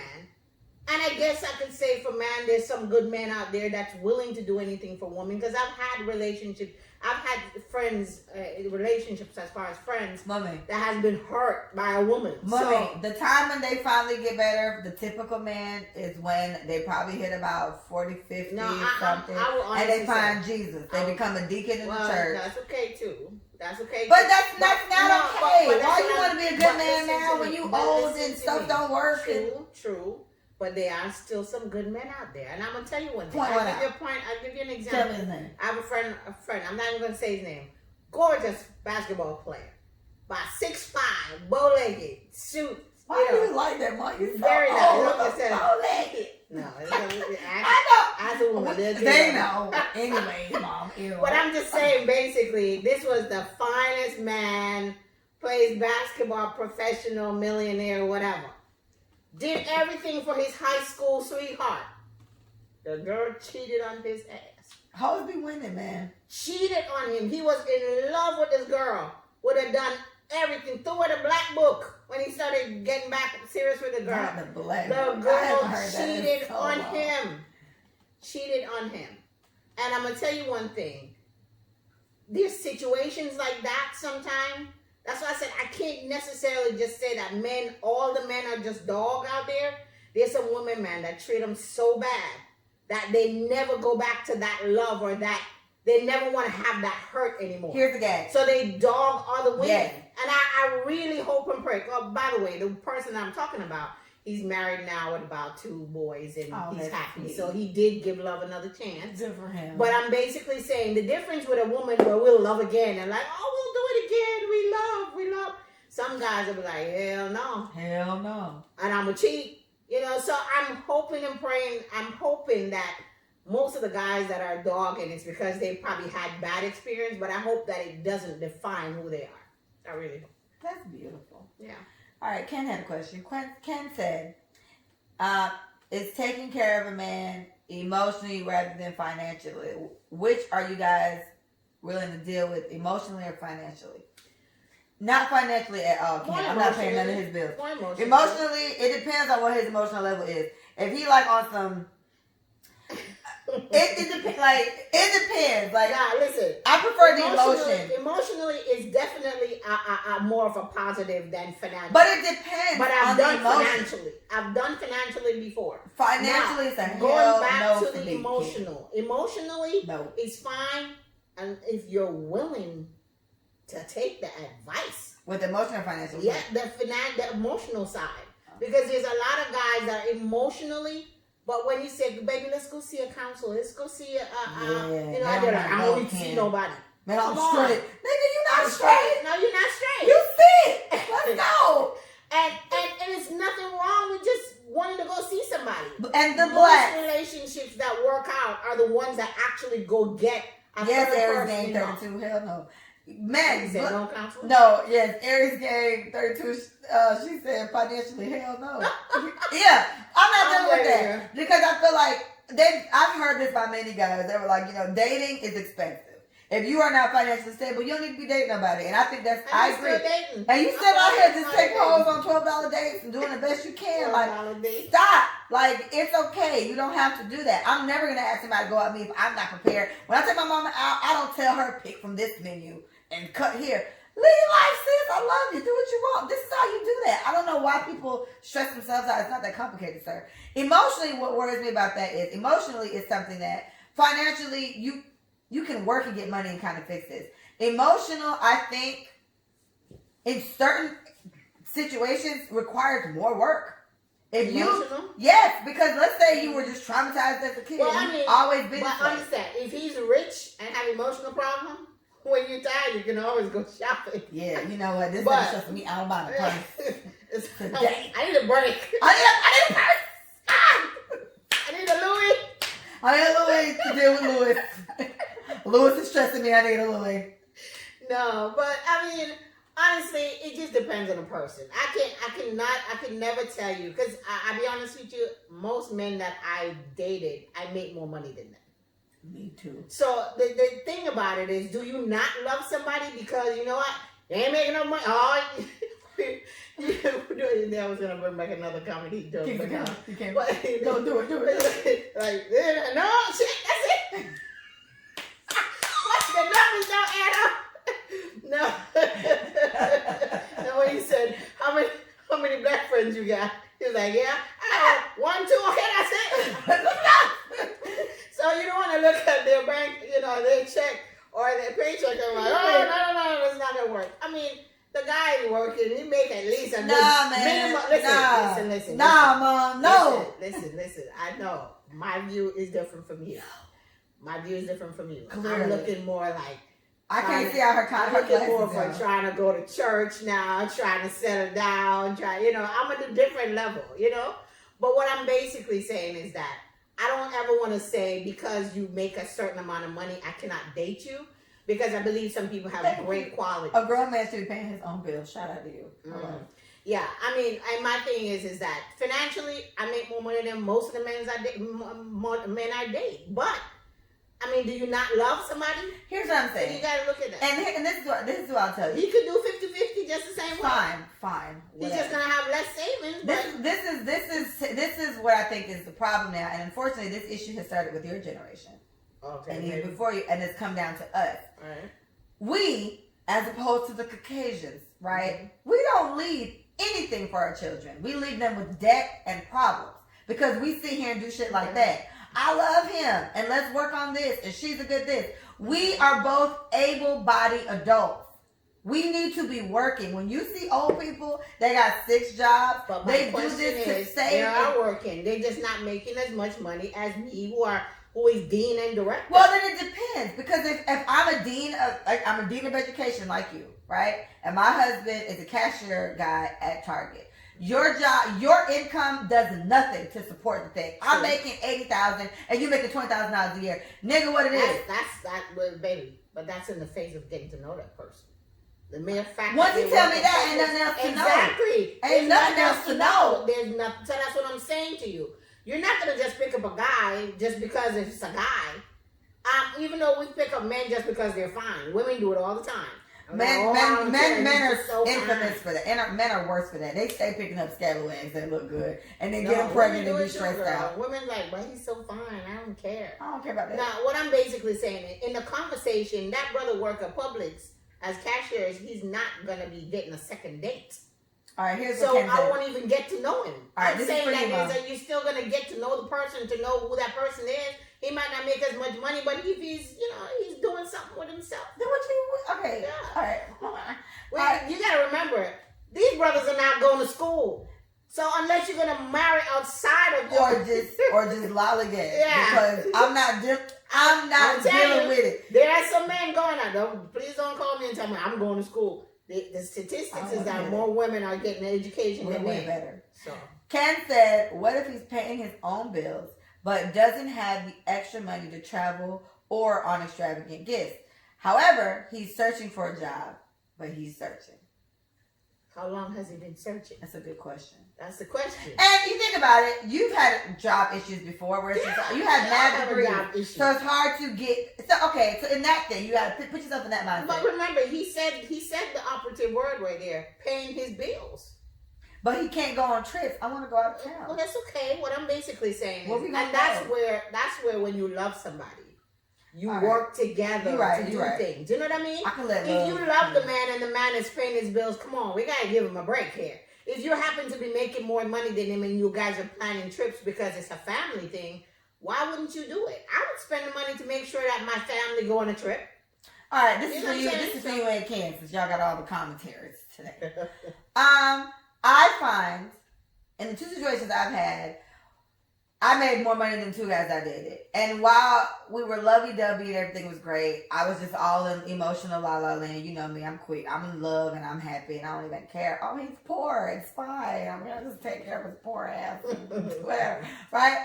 The moment the emotion part started to waver a little bit because he didn't want a commitment, or to Stevie's thing, he didn't want to marry me or whatever. And I start feeling, okay, well, what am I doing here? Now I feel like I'm a cash cow. Nigga, I'm just paying the bills and you just living with your foot cock up pound dress on and smoking your weeds. And Now I feel See, like, now, well, what the see, hell am I see, doing now, here, Mom? I'm not. You know how I feel about that. Fine, then take the weed out, Mom. Fine, he ain't smoking weed. The nigga eating fish and beans. Okay, how about that? Okay. Okra and steamed fish. What if he's doing that? The point is, I feel like I lose respect for a man.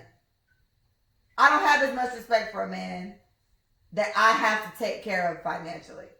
Well, and This is what I've come to the conclusion of. This is how I feel. it's true. That's how you feel. And caption. That's her opinion. That's my opinion. Before somebody start calling and Hey, you call me what you want. I said what I said, but I'm telling you that's how I feel. no. So now what? Now what I'm saying, and I may have a difference of opinion. Yeah. So You what know do you I'm think? What would you But- say to that? But though? I'm That's also, what I'm I'm asking. also 52 years old. Yeah. So there may be a level where you understand where, that person, they can't just not be working. Are you talking about they're not working at all? What are you saying? What you trying to say? Okay, I won't say that. In the two situations I had, it was one where it's not that they weren't working; they were working fine, a regular job. I was just doing more, like Okay. with school So and my that question, do all so that. that goes back again, baby girl.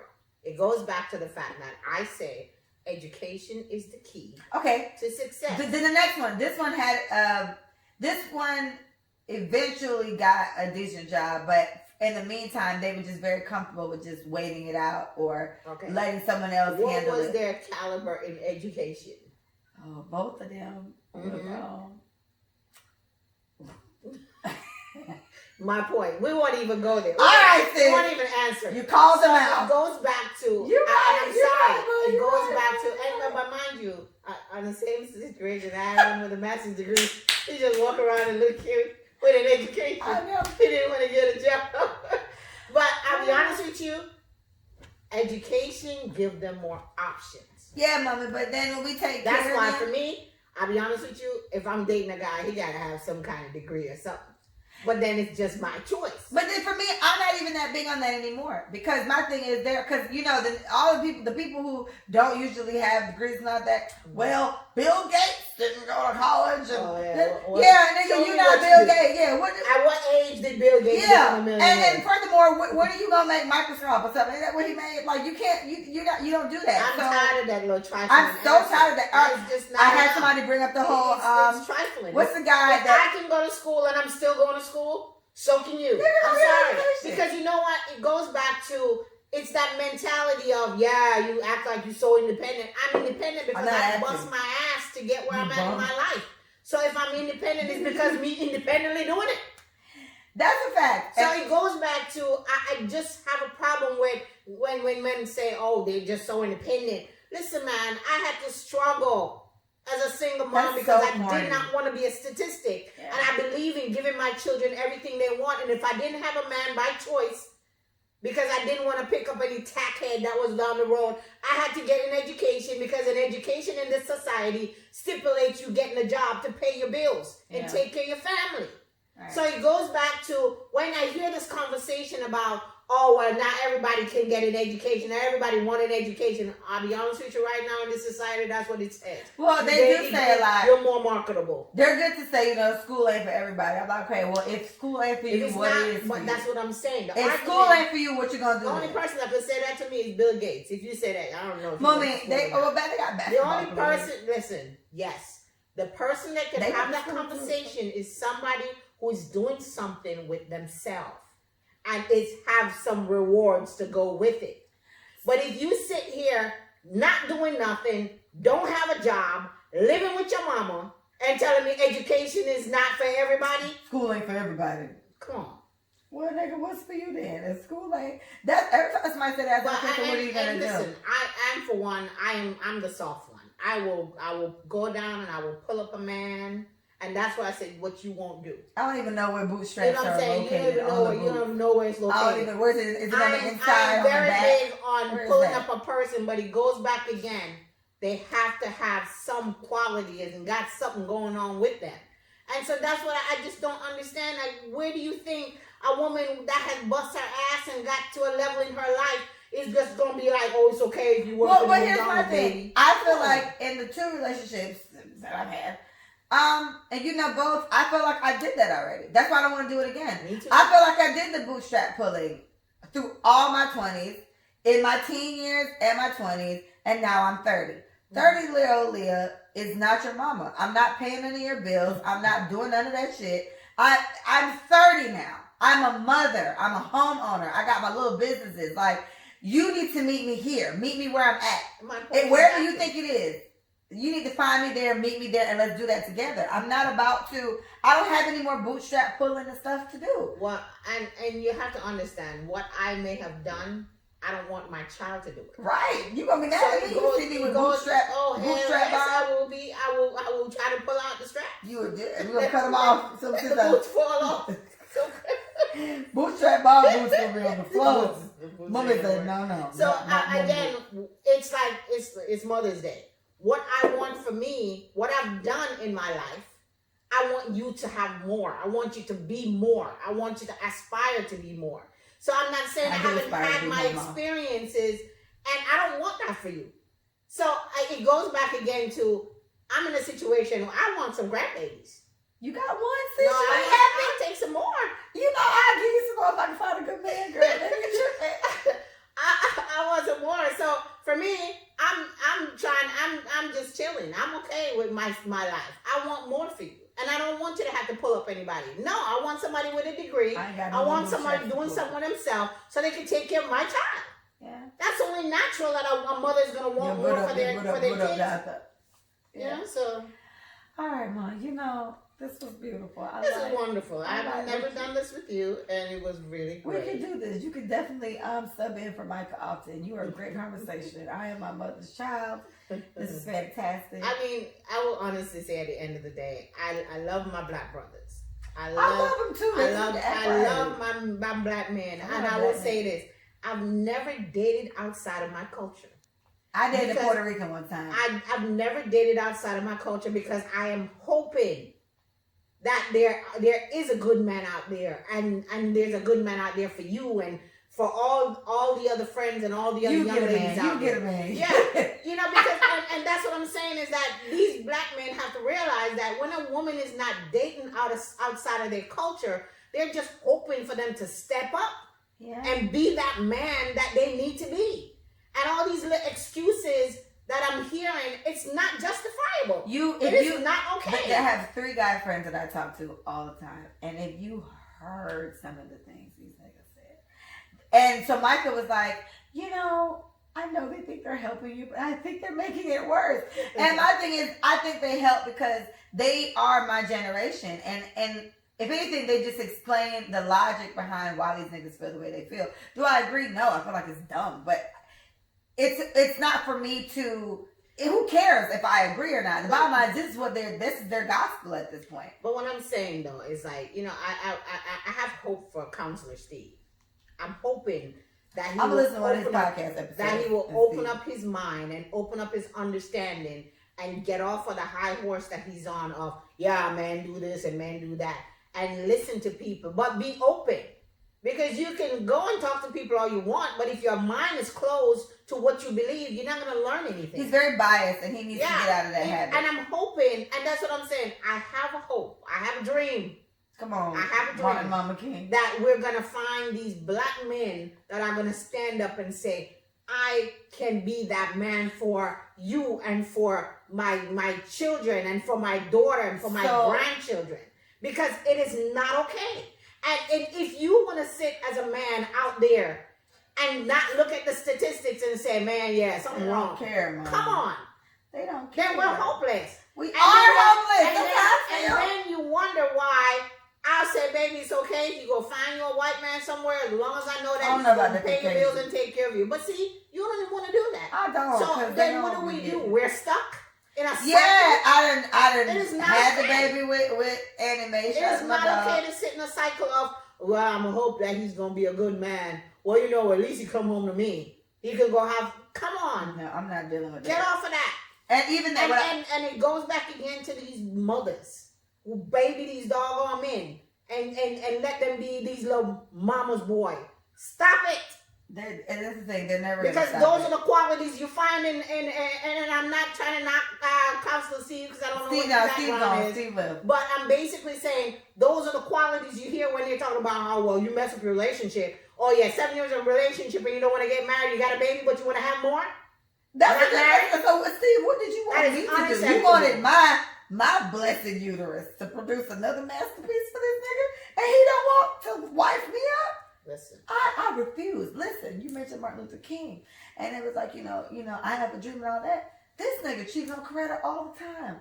Oh God. You see what I'm saying? That's another. Y'all just no. We had the episode already, and I was Yeah. like, we talked about it, but it's like Dr. Martin Luther King. As And amazing so- as he was, and he was so- he's a and pastor, and of course, a they minister, take it to and Bible. cheated on his wife every day. And they're justifying it and taking it to the Bible and talk about how black men were never supposed to have one wife and all of that. They don't take it to. I didn't hear him take it to the Bible. I heard him take it to just back in Africa, back in the day, Africa, because it still happens now where they have multiple wives, like this whole sister wife thing. And I said, I get it. It's a lot of stuff they do in Africa that you niggas don't do here. Don't you ever try to run this whole black men never had one wife thing on me? No, but you You gotta gotta really understand, along with that people crap. pick what is convenient for them. Exactly, it's like they do in the And that Bible. needs to stop. Yeah, they pick It's out no the different verses in the that Bible work. and some of these other Christian people, and I'm Christian too, and sometimes I'm embarrassed for some of them. You better talk to them. Is that they pick what is convenient for them and they run around and go justifying it. No different than some of these black men when they feel there's men out there that can't cheat, there's men out there that can't cheat. You don't justify it by saying, well, we just never supposed to. Get off of that.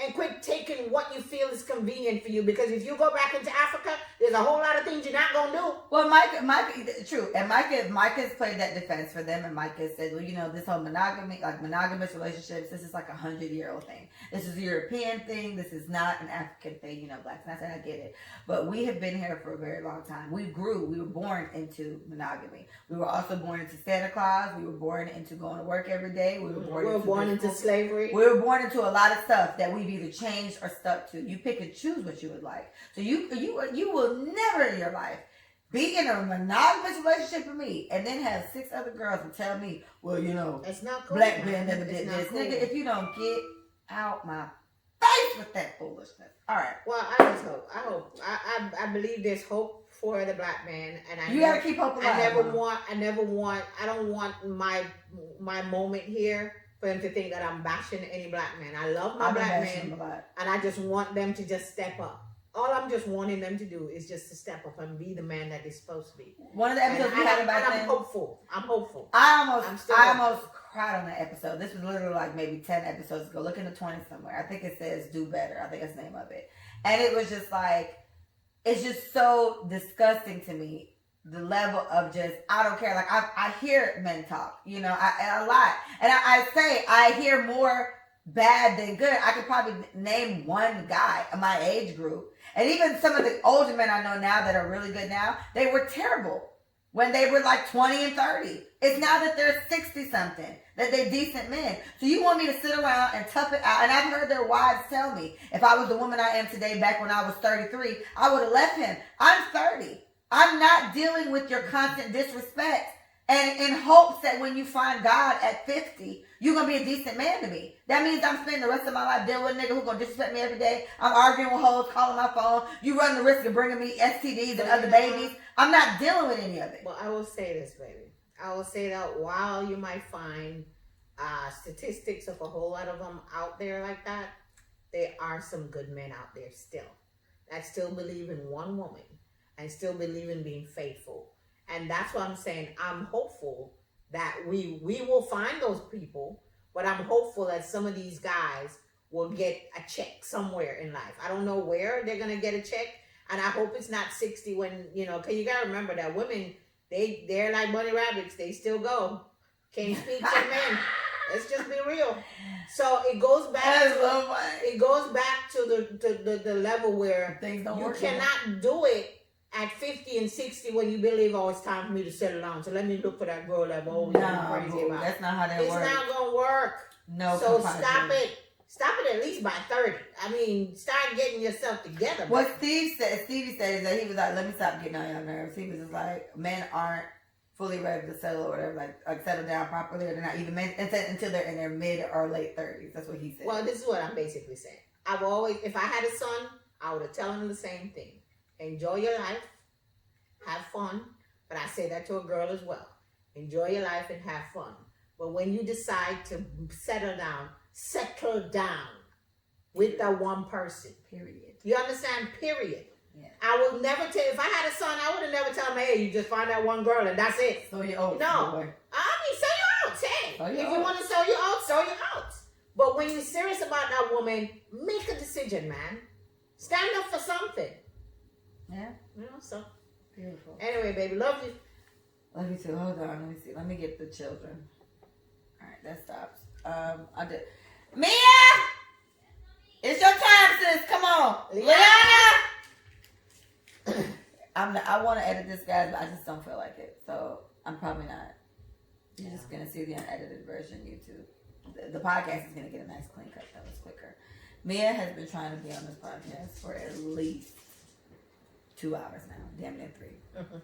Come on, baby. It's your turn. Let's go. Come here, Liana. Come sit on your mama lap. Where's Liana? Upstairs. Why she taking so long? Come on. You gotta share my mic. Liana gotta come sit in front of you. Liana, come here. Hey, Pope. Careful, the video's recording. Don't show your business out there. Close play. Come on, baby. Close your body. Watch the cord. All right. Why your hair is all Oh, out? here they go. This All right, is guys. Liana. You're hitting my mic. You're beating up my mic. Oh, I'm so sorry. All right. For the end of the episode, we have our children. Liana, Mia, you go first. You're the youngest. Say something amazing about your mother for Mother's Day. Tell them how much I've changed your life. Okay, just say what you feel, baby. Well, Something nice for Mother's Day. Sorry. Saw something in there. Do you love me? yeah. All right, that'll do. Go ahead, Liana. Say something nice to your mama for Mother's Mama Day. and your sister. In the mic. Don't touch my cord. I'm gonna. I love you both. Oh, we but love you too. The one mom that I honestly am proud of the most is Mama, because if it wasn't for her, then y'all wouldn't be And there. Mama my said, God, that's my Mama God. said, Yeah. you got that from Leah. You got that from me. It's a fact, though. I'm It's a sitting lie. right here, girl. We love you, sis. It ain't about you. It's about your It's- granny. If it wasn't for her, Auntie Lona wouldn't be there. Mom wouldn't be there. Auntie John. Mm-hmm. Auntie Winsome isn't here, but I mean, she wouldn't be there to begin And Dr. with. Johnson. Yeah. But and then everybody else wouldn't be here, but All right. they're here, so. That was sweet. That's very sweet. Okay. Did you guys have anything else you want to say? This is your podcast debut. Well, I'm just gonna say that I'm still surprised that you have like a half garden in there. Like I was Thank surprised you. I was surprised at first because you It's just. pretty, I know. But I also still felt bad about that one plant that passed away. Yes, I'm a new plant mom, and Oh, you had a plant that passed away? the leaf broke. I tried to repot it and fix it. It did not work out. It's gone. And being Oh, sad well, as At least the whole plant didn't die. yeah. Oh, okay, so the plant didn't die. But like Alright. Well, I love you, baby. We were talking about you. We were talking about how sweet you are and just really a cool Right. kid. So Wait, I wait. am blessed to have you, 2 beautiful girls, You're welcome, Mom. and my Love you. grandbaby, Yeah. Miss Mia. Miss Hunter. And so this is the girl zone. I'm all geeked up, always excited. All right. Well, to all the moms out there, I hope you guys had a wonderful, wonderful Mother's Day. Wonderful, wonderful Mother's Day. If your kids are around, nobody told you, or if they're busy, or if any unforeseen circumstances made them not be around. Yeah, and also the mothers out there with this pandemic who lost their mom. Oh my God, Yeah, exactly. my heart goes out to you guys. Yes, there's a lot there, and I just want all the moms to know that you are appreciated. I know you are. If for nothing else, you gave them life, sis. They need you to be there to do that. So you are appreciated for that. Teddy shouts out his mom. His mom, I think, is at either Mercedes or Daddy. Monique's house. One of my friends have his mom. And you're appreciated for anybody who's lost a mom. I'm sorry, and I hope that this is still a nice day for you, that you can at least remember, what happened. Yeah. But thank you guys so much for listening. Please visit us at letassayitforyou.com. Let us say it for you on IG. Let us say it for you on YouTube, and let us say it for you, just the you, on Twitter. Sorry, but I was gonna ask if you can put me and Liana's TikTok account name. All right, Mia, what's your TikTok? Say it loud. Okay, it's at Mia Bear and Leah. Mia Bear, is it just an N or and? Mia Bear and And Andy. So please follow Mia on TikTok at TikTok. at Mia Bear and Leah. And then Liana. Liana's is, what's your TikTok, Liana? It's Yana. Get him on the record. it's at Yana Plays. Fortnite. But when you say plays, Z. So it's at Yana, Yanna plays, PLAYZ. Yes. Fortnite. Fortnite. FORTNIT. Really She now? be the See, one. I don't know nothing about that. I called it Tick Tick just a minute ago. It's just the oldest I've ever sounded. Can't tell you. All right. Thank you guys so much for listening. Thank you, Mom, so much for being on. Thank you, children, for being a part of this episode. It was a pleasure. All right, I was gonna be nice and finish this for you, but Oh, no, we the still kids got are two. around. Girl, they don't, it's All water. right, go. Come on, get up. Oh, Get up. Water, it's water. Get up. What? Water. Go. Watch my cord, watch my cord. Can I get some water? Get up. No, go, just go. Come on, Mom, let's do it. Do it. Chugga chugga chugga lugga chugga lugga I know what to do. I just didn't do it. Here she go now. Get out my camera,